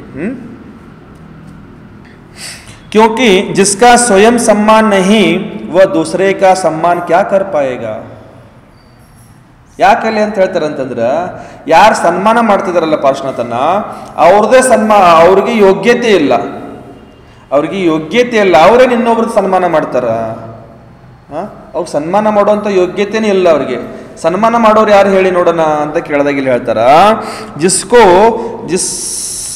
जिसका स्वयं सम्मान नहीं वह दूसरे का सम्मान क्या कर पाएगा. मुनिराज वस्त्र नहीं पहनते, इसलिए वे जन जन की आस्था के केंद्र बने हुए हैं. दिगंबर जैन मुनि को देख करके समस्त विश्व के प्राणियों का शीश आशीष के लिए झुक जाता है, नतमस्तक हो जाता है. वस्त्र का सम्मान नहीं होता है भैया, वस्त्र से सम्मान नहीं होता है. जिसका एक बार सम्मान हो जाए उसका फिर अपमान न हो, वही सच्चा सम्मान है. ಸನ್ಮಾನ ಮಾಡಿದಾಗ ಈಗ ನೀವು ಒಂದು ಎಕ್ಸಾಂಪಲ್ ಇಲ್ಲಿ, ಸನ್ಮಾನ ನಿಜವಾಗ್ಲೂ ಎಲ್ಲಿ ಆಗ್ತೈತಿ ಗೊತ್ತರಿ? ನಿಜವಾಗಲೂ ಅಂತಃಕರಣದಿಂದ ಸನ್ಮಾನ ಎಲ್ಲಿ ಆಗತ್ತ ಗೊತ್ತಾ? ನೀವು ದಾನಿಗಳದೆಲ್ಲ ಸನ್ಮಾನ ಮಾಡ್ತಿರಲ್ಲ, ದಾನಿಗಳಿರಲಿ, ಏನೋ ಸೇವೆ ಮಾಡಿದವರಿರಲಿ, ಅವ್ರ ಸನ್ಮಾನ ನಿಜವಾಗಲೂ ಎಲ್ಲಿ ಆಗತ್ತೆ ಹೇಳಿ ನೋಡೋಣ ಅಶೋಕನ್ನ. ಯಾವಾಗ ಕೊಡ್ತಿರ್ತಾರಲ್ಲ ಅವ್ರ ದಾನ, ಯಾವಾಗ ನಾವು ಆ ದಾನ ಸ್ವೀಕಾರ ಮಾಡ್ಕೊಳ್ತಿರ್ತೀವಲ್ಲ, ಆವಾಗ ಕೊಡೋರ ಭಾವನೆ ಕೂಡ ಉತ್ಕೃಷ್ಟವಾಗಿರ್ತಾವ ಮತ್ತು ತಗೊಳ್ಳೋರ ಭಾವನೆ ಕೂಡ ಬಹಳ ಉತ್ಕೃಷ್ಟವಾಗಿರ್ತಾವ. ಅದೇ ನಿಜವಾಗಲೂ ಸನ್ಮಾನ. ಅವಾಗ ತಗೊಳ್ಳುವಾಗ ನಾವೆಷ್ಟು ತಗ್ಗಿ ಬಗ್ಗಿ ತಗೊಳ್ತೀವಿ ಅವ್ರನ್ನ, ಅವ್ರು ಕೊಡುವಾಗ ಎಷ್ಟು ವಿನಯದಿಂದ ಭಕ್ತಿಯಿಂದ ಅವ್ರು ಕೊಡ್ತಿರ್ತಾರ. ಕೊಡುವಾಗ ಮತ್ತು ತಗೊಳ್ಳುವಾಗ ಏನಲ್ಲಿ ಸನ್ಮಾನ ಆಗತ್ತಲ್ಲ ಅವ್ರದ್ದು. ಸನ್ಮಾನ ಅಂದ್ರೆ ಶಾಲೆಗೀಲ ಹಾಕಿ ಅಲ್ಲ, ಆ ಭಾವಗಳಿದಾವಲ್ಲ, ಭಾವಪೂರ್ವಕ ನಾವೇನು ಸನ್ಮಾನ ಮಾಡ್ತೀವಲ್ಲ, ಆ ಸನ್ಮಾನ, ಅವ್ರಿಗೇನು ಗೌರವ, ಅವ್ರಿಗೊಂದು ಏನು ವಿನಯ ಕೊಟ್ಟಿದ್ದೀವಿ, ಆ ವಿನಯ ನಾವು ಸ್ಟೇಜ್ ಮೇಲೆ ಕಳೆದು ಬಿಡ್ತೀವಿ. ಆ ವಿನಯ, ಆ ಗೌರವ, ಆ ಸನ್ಮಾನ ನಾವೆಲ್ಲ ಏನು ಮಾಡ್ತೀವಿ, ಸ್ಟೇಜ್ ಮೇಲೆ ಕಳೆದು ಬಿಡ್ತೀವಿ. ಒಂದು ಶಾಲ್ ಹಾಕಿದ್ರೆ ಮುಗಿದು ಹೋಯ್ತಾ. ಒಂದು ಕೊಟ್ಟಿರೋ ₹1 ಕೊಟ್ಟಿರೋದಿರಲಿ, 1 ಕೋಟಿ ಕೊಟ್ಟಿರೋದಿರಲಿ, ಅವನು ಸ್ಟಾಲ್ ಹಾಕಿದ ಕೂಡ ನಾವು ಏನು ಮಾಡಿದ್ವಿ, ಅವನು ಬಿಟ್ಬಿಟ್ಟು ನಾವು ಕಳೆದು ಬಿಟ್ಟಿವಿ ನಾವು. ಆ ರೀತಿ ನೋಟಿಫೈಡ್ ಮಾಡಿ ಬೇಡ ಅಂತಲ್ಲ, ನೋಟಿಫೈಡ್ ನಾನೇನು ಅನ್ನೋದು 500 ಅಲ್ಲ, 1000 ಅಲ್ಲ, 1,00,000 ಜನ ಇರಲಿ, ನೋಟಿಫೈಡ್ ಮಾಡಿ. ಆದರೆ ನಮ್ಮ ಜೈನ ಧರ್ಮದಲ್ಲಿ ಹೇಳಿದಾರ ನೋಟಿಫೈಡ್ ಮಾಡೋದು ಅಗತ್ಯ ಇಲ್ಲ ಅಂತ ಹೇಳಿದಾರ. ಯಾಕಂತಂದ್ರೆ ಜೈನ ಧರ್ಮದಲ್ಲಿ ಹೇಳೋದು, ಜೈನ ಧರ್ಮದಲ್ಲಿ ನಾವು ನೋಟಿಫೈಡ್ ಯಾಕೆ ಮಾಡ್ತಾ ಇದೀವಿ ಹೇಳ್ರಿ? ಇವ್ರು ದಾನ ಮಾಡಿದರೆ ನೀವು ಕೂಡ ಮಾಡಿ ಅಂತ. ಇವ್ರು ದಾನ ಮಾಡಿದರೆ ನೀವು ಕೂಡ ಮಾಡಿ. ನಿಮ್ಮ ಭಾವನೆ ಏನಿದೆ ಅವಾಗ ನೋಟಿಫೈಡ್ ಮಾಡುವಾಗ? ಅಲ್ಲಲ್ಲ, ಪುಣ್ಯ ನೋಡಿ, ಪುಣ್ಯ ಕಟ್ಕೊಳ್ಳೋರ್ದಾರಲ್ಲ ವೈಭವನ್ನ, ನಾವು ನೋಟಿಫೈಡ್ ಮಾಡಿದ್ರೆ ನಾವು ಪುಣ್ಯ ಸಿಗತ್ತಂತಿಲ್ಲ. ಅಯ್ಯೋ ನೀವು ಅಂತೀರಾ, ಅನುಭವಗಳು ನಮಗೆ ಜಾಸ್ತಿ ಇದಾವ. ನೀವಂತೀರಾ ಕೆಲವೊಬ್ರಿಗೆ ಕೊಡಕ್ ಮನಸ್ಸಾಗಲ್ಲ ಅಂತ. ಅದೇ ಹೇಳೋದಲ್ಲ, ನೀವು ನೋಟಿಫೈಡ್ ಮಾಡಿದ್ರಲ್ಲಿ ಅವ್ರನ್ನ ಗುರುತಿಸಿದಾಗ ಅವ್ರ ಮನಸ್ಸಲ್ಲಿ ಏನ್ ಬಂತು? ದಾನ ಮಾಡ್ಬೇಕಂತ ಮನಸ್ಸು ಬಂದಿಲ್ಲ. ಅಲ್ಲಿ ದಾನ ಮಾಡ್ಬೇಕಂತ ಮನಸ್ಸಿಗೆ ಬರಲಿಲ್ಲ ಅವ್ರಿಗೆ ಏನ್ ಮನಸ್ಸಿಗೆ ಬಂತು ಗೊತ್ತಾ? ನಿಜವಾಗಲೂ ದಾನ ಮಾಡೋರು ಹೆಸರಿಗೋಸ್ಕರ ನೋಟಿಫೈಡ್ ಮಾಡಿದ ನಂತರ ದಾನ ಮಾಡಲ್ಲ. ನಿಜವಾಗ್ಲೂ ದಾನ ಮಾಡೋರು ಏನಿರ್ತಾರಲ್ಲ, ಗುಪ್ಚುಪ್ ಬಂದು ಕೊಟ್ಟು ಗಪ್ಚುಪ್ ಹೋಗ್ಬಿಡ್ತಾರ ಅವರು. ಅದು ನಿಜವಾಗ್ಲೂ ದಾನ. ಅದು ಈಗ ಎಲ್ಲ ಹೇಳೋದು ಕೇಳ್ರಲ್ಲ, ಈಗ ನಾನು ವೈಭವವನ್ನ ದಾನ ಮಾಡಿದಾರೆ ಅಂತ ನಾನು ತೋರಿಸಿದ್ರೆ ಅಲ್ಲಿ ಮತ್ತೊಂದೆರಡು ಜನರಿಗೆ ಭಾವನೆ ಆಗಬಹುದು. ಯಾರ ಭಾವನೆ ದಾನ ಮಾಡೋದಂತಲ್ಲ, ವೈಭವ ಕೊಟ್ಟ ನಾನು ಕಡಿಮೆ ಇದೀನಿ, ನಾನು ಕೊಡ್ತೀನಿ, ಅಲ್ಲಿ ಅಹಂ ಬಂತಲ್ಲಿ. ಆಲ್ಮೋಸ್ಟ್ 99% ಇದೆ. 1% ಓಕೆ ಒಪ್ಕೊಳ್ತೀನಿ, ಅದನ್ನ ನಾನು 1% ನಾನು ಒಪ್ಕೊಳ್ತೀನಿ. ಆದರೆ 99% ಭಾವನೆ ಹಾಗೆ ಬರೋದು. ವೈಭವ ಮಾಡ್ಯ ನನಗೂ ನಾನೇನು ಮಾಡಕ್ಕೆ ಕಡಿಮೆ ಇದೀನಿ, ಅವನಕ್ಕಿಂತ ಜಾಸ್ತಿ ನಾನು ಮಾಡ್ತೀನಿ. ಅಲ್ಲಿ ಕಾಂಪಿಟೇಷನ್ ಆಯಿತು, ಅಲ್ಲಿ ಅಹಂ ಬಂತು. ಅಲ್ಲಿ ಅಹಂದಲ್ಲಿ ದಾನ ಶ್ರೇಷ್ಠ ಅಲ್ಲ. ನಾನು ಅದಕ್ಕೆ ನೋಡಿ, ನನಗೆ ಬಹಳ ಲೈಕ್ ಆಗೋದು ಯಾವುದಂದ್ರೆ ದಕ್ಷಿಣ ಕರ್ನಾಟಕ. ಬಹಳ ನನಗೆ ಇಷ್ಟ ಆಗೋದು ಏನಂತಂದ್ರೆ ದಕ್ಷಿಣ ಕರ್ನಾಟಕ. ಯಾಕೆ ಇಷ್ಟ ಆಗೋದು ಅಂತಂದ್ರೆ ಅಲ್ಲಿ ಹರಾಜುಗಳಾಗಲ್ಲ. ದಕ್ಷಿಣ ಕರ್ನಾಟಕದಲ್ಲಿ ಹರಾಜುಗಳೇ ಆಗಲ್ಲ, ₹1 ಹರಾಜು ಆಗಲ್ಲ. ಅವರು ನಾನು 2 ಚತುರ್ಮಾಸ ಮಾಡಿದೆ, ಒಂದು 2-3 ಪಂಚಕಲ್ನ ಪೂಜೆ ಮಾಡಿದೆ, ನಾನು ನೋಡಿದಲ್ಲಿ ₹1 ಹರಾಜು ಆಗಲ್ಲ. ದಕ್ಷಿಣ ಕರ್ನಾಟಕದಲ್ಲಿ ₹1 ಹರಾಜು ಆಗಲ್ಲ. ಕಾಂಪಿಟೇಷನ್ ಇಲ್ಲ ಅಲ್ಲಿ. ಕೊಡ್ಬೇಕಾ ನಿಮಗೆ ದಾನ, ಈ ಪೂಜಾ ಖರ್ಚು ಇಷ್ಟಿದೆ, ಈ ಪೂಜಾ ಖರ್ಚು ಇಷ್ಟಿದೆ, ಕೊಡೋದ್ರೆ ನೀವು ಕೊಟ್ಟು ಹೋಗ್ಬಿಡ್ರಿ. ಕರ್ತುಗಳು ಕಾಂಪಿಟೇಷನ್ ಇಲ್ಲ ಅಲ್ಲಿ. ಈ ಕಲಶದ ಅಭಿಷೇಕ ಮಾಡೋದಿದೆ ನಿಮಗೆ, ಈ ಕಲಶದ ಅಭಿಷೇಕಕ್ಕೆ ನಾವು ಇಷ್ಟು ಖರ್ಚು ಅಂತ ಇಟ್ಕೊಂಡಿದ್ದೀವಿ, ಕೊಡ್ತಾರೆ, ದಾನ ಅಭಿಷೇಕ ಮಾಡ್ತಾರೆ, ಹೋಗ್ಬಿಡ್ತಾರೆ. ಕಾಂಪಿಟೇಷನ್ ಇಲ್ಲ. ಅಹಂಕಾರ ಅಹಂಭಾವ ಹುಟ್ಟಕ್ಕೆ ಅವಕಾಶನೇ ಕೊಡಲ್ಲ ಆ ಜನ. ಬಹಳ ಖುಷಿ ಆಗುತ್ತೆ ನನಗೆ ಆ ಭಾಗದಲ್ಲಿ. ನಾವು ಒಂದು ಬಿಸ್ನೆಸ್ ಮಾಡಿಬಿಟ್ಟಿದ್ದೀವಿ. ಹರಾಜು ಅಂತಂದ್ರೆ ಹರಾಜು ನಿಜವಾಗಲೂ ಒಂದು ವ್ಯವಸ್ಥೆಗೋಸ್ಕರ ಇರಬೇಕದು. ಅದ್ರ ನಾವು ಅದನ್ನೇನು ಮಾಡ್ಕೊಂಡಿದ್ರೆ ಬಿಸ್ನೆಸ್ ಮಾಡ್ಕೊಂಡ್ಬಿಟ್ಟಿವಿ ಅದನ್ನ. ಹರಾಜು ಅಂತಂದ್ರೆ ಒಂದದು ವ್ಯವಸ್ಥೆಗೋಸ್ಕರ ಬೇಕದು. ಒಂದು ವ್ಯವಸ್ಥೆ ಒಂದು ನಡೆಸಬೇಕು, ಏನೋ ಖರ್ಚಿರ್ತಾವ, ಖರ್ಚಿಗೋಸ್ಕರ ದುಡ್ಡು ಬೇಕು, ದುಡ್ಡುಗೋಸ್ಕರ ಒಂದು ಹರಾಜು ಮಾಡಬೇಕು, ಒಂದು ವ್ಯವಸ್ಥೆಗೋಸ್ಕರ ಹರಾಜು ಇರಬೇಕು. 100% ಒಪ್ಕೊಳ್ತೀನಿ. ಆದ್ರೆ ಈಗ ಕೆಲವೊಂದು ಕಡೆ ಏನಾಗಿದೆ ಅಂದ್ರೆ ಅದು ಬಿಸ್ನೆಸ್ ಆಗಿಬಿಟ್ಟಿದೆ, ವ್ಯಾಪಾರ ಆಗಿಬಿಟ್ಟಿದೆ. ಅದು ಕಮರ್ಷಿಯಲ್ ಮೈಂಡ್ ಇಟ್ಕೊಂಡೇ ಆ ಕ್ರಿಯೆಗಳನ್ನ ನಾವು ಸ್ಟಾರ್ಟ್ ಮಾಡ್ತಾ ಇದೀವಿ. ಈಗ ಕಮರ್ಷಿಯಲ್ ಮೈಂಡ್ ಇಟ್ಕೊಂಡೇ ನಾವು ಆ ಕ್ರಿಯೆಗಳನ್ನ ಸ್ಟಾರ್ಟ್ ಮಾಡ್ತೀವಿ. ಜೈನರ ಗುತ್ತಿಯಲ್ಲಿ ನಮ್ಮದು ಅನಿಸೋ ಮಟ್ಟಿಗೆ ಮೂರ್ತಿ ಸ್ಥಾಪನೆ ಮಾಡಿದೀವಲ್ಲ, ದೊಡ್ಡ ಮೂರ್ತಿ ಸ್ಥಾಪನೆ ಮಾಡಿದೀವಿ. ಆ ದಿನ ಧ್ವಜಾರೋಹಣ ಮಾಡ್ತಾ ಇದ್ದೀವಿ. ನಿರ್ಮಲ್ ಕುಮಾರ್ ಶೆಟ್ಟಿ ಇಲ್ಲಿ ಬೆಂಗಳೂರದವರು, ಪರಿಚಯ ಹೋಗ आपको ನಿರ್ಮಲ್ ಜಿ, मुकेश और ಜೊತೆಗೆ ಬಂದಿದ್ರು. निर्मल जी अनिल जी भी आए थे, निर्मल जी भी आए थे उस समय. निर्मल जी अपने ನಿರ್ಮಲ್ ಓ ಆಯ್ತೆ. ಅವ್ರು ಅವಾಗ ಏನಾಗಿತ್ತು ಅಂತಂದ್ರೆ ಹರಾಜು ನಡೆದಿತ್ತು. ಯಾವ್ದ್ರದ್ದು? ಧ್ವಜಾರೋಹಣದ ಪ್ರಥಮ ಕೆಲಸ ನಡೆದಿತ್ತು, ಹರಾಜು ನಡೆದಿತ್ತು.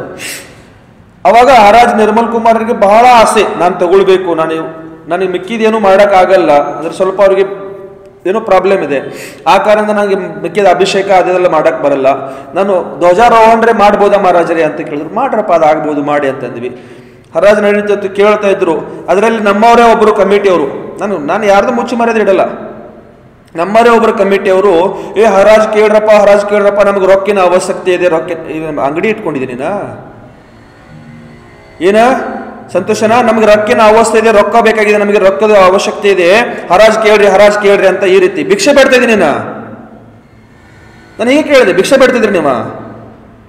ಭಿಕ್ಷೆ ಬೇಡಬೇಡಿ, ಕೊಡೋರು ದಾನ ಭಕ್ತಿಯಿಂದ ಕೊಡಬೇಕು. ಆ ದಾನ ನಮಗೆ ಮುಂದಿನ ಕಾರ್ಯಕ್ಕೆ ಒಳ್ಳೆ ರೀತಿಯಿಂದ ಉಪಯೋಗ ಆಗುತ್ತೆ. ಅದು ನೀವು ಭಿಕ್ಷೆ ಬೇಡಿ, ಒತ್ತಾಯಪೂರ್ವಕ ಪ್ರೆಷರ್ ಹಾಕಿ, ಕಷ್ಟ ಕೊಟ್ಟು ಅವ್ರಿಗೆ ನಮಗೆ ಹಿಂಸೆ ಮಾಡಿ ನೀವು ಅವ್ರ ಕಡೆಯಿಂದ ರೊಕ್ಕ ತಗೊಂಡಿದ್ರೆ ಆ ರೊಕ್ಕದ ಉಪಯೋಗ ನಿಮಗೆ ಸದುಪಯೋಗ ಆಗಲ್ಲ, ಅದು ದುರುಪಯೋಗಕ್ಕೆ ಖರ್ಚಾಗ್ತಾವ. ಯಾಕೆ ಅವ್ರು ಕೊಡೋರ್ಗೂ ಮನಸ್ಸಿರಲ್ಲ, ಕೊಡೋರ್ಗೂ ಆ ಭಕ್ತಿ ಇರಲ್ಲ. ನೀನು ಬಿಸ್ನೆಸ್ ಮಾಡ್ತಾ ಇದೆಯಾ, ಅಂಗಡಿಯಲ್ಲಿ ಕುತ್ಕೊಂಡು ಮಾಡೋಗಂತ ಹೇಳಿದೆ ನಾನು. ನೀನು ಬಿಸ್ನೆಸ್ ಮಾಡ್ತಾ ಇದೆಯಾ, ಅಂಗಡಿಯಲ್ಲಿ ಕುತ್ಕೊಂಡು ಮಾಡೋಗಲ್ಲಿ, ವ್ಯಾಪಾರ ಮಾಡೋಗೋ, ಕಮರ್ಷಿಯಲ್ ಮೈಂಡ್ ನೀನು ಅಲ್ಲಿ ಇಟ್ಕೋ. ಇಲ್ಲಿ ಹರಾಜದಲ್ಲಿ ಧರ್ಮದ ಕ್ರಿಯೆಯಲ್ಲಿ ಮಾಡಕ್ ಹೋಗ್ಬೇಡ.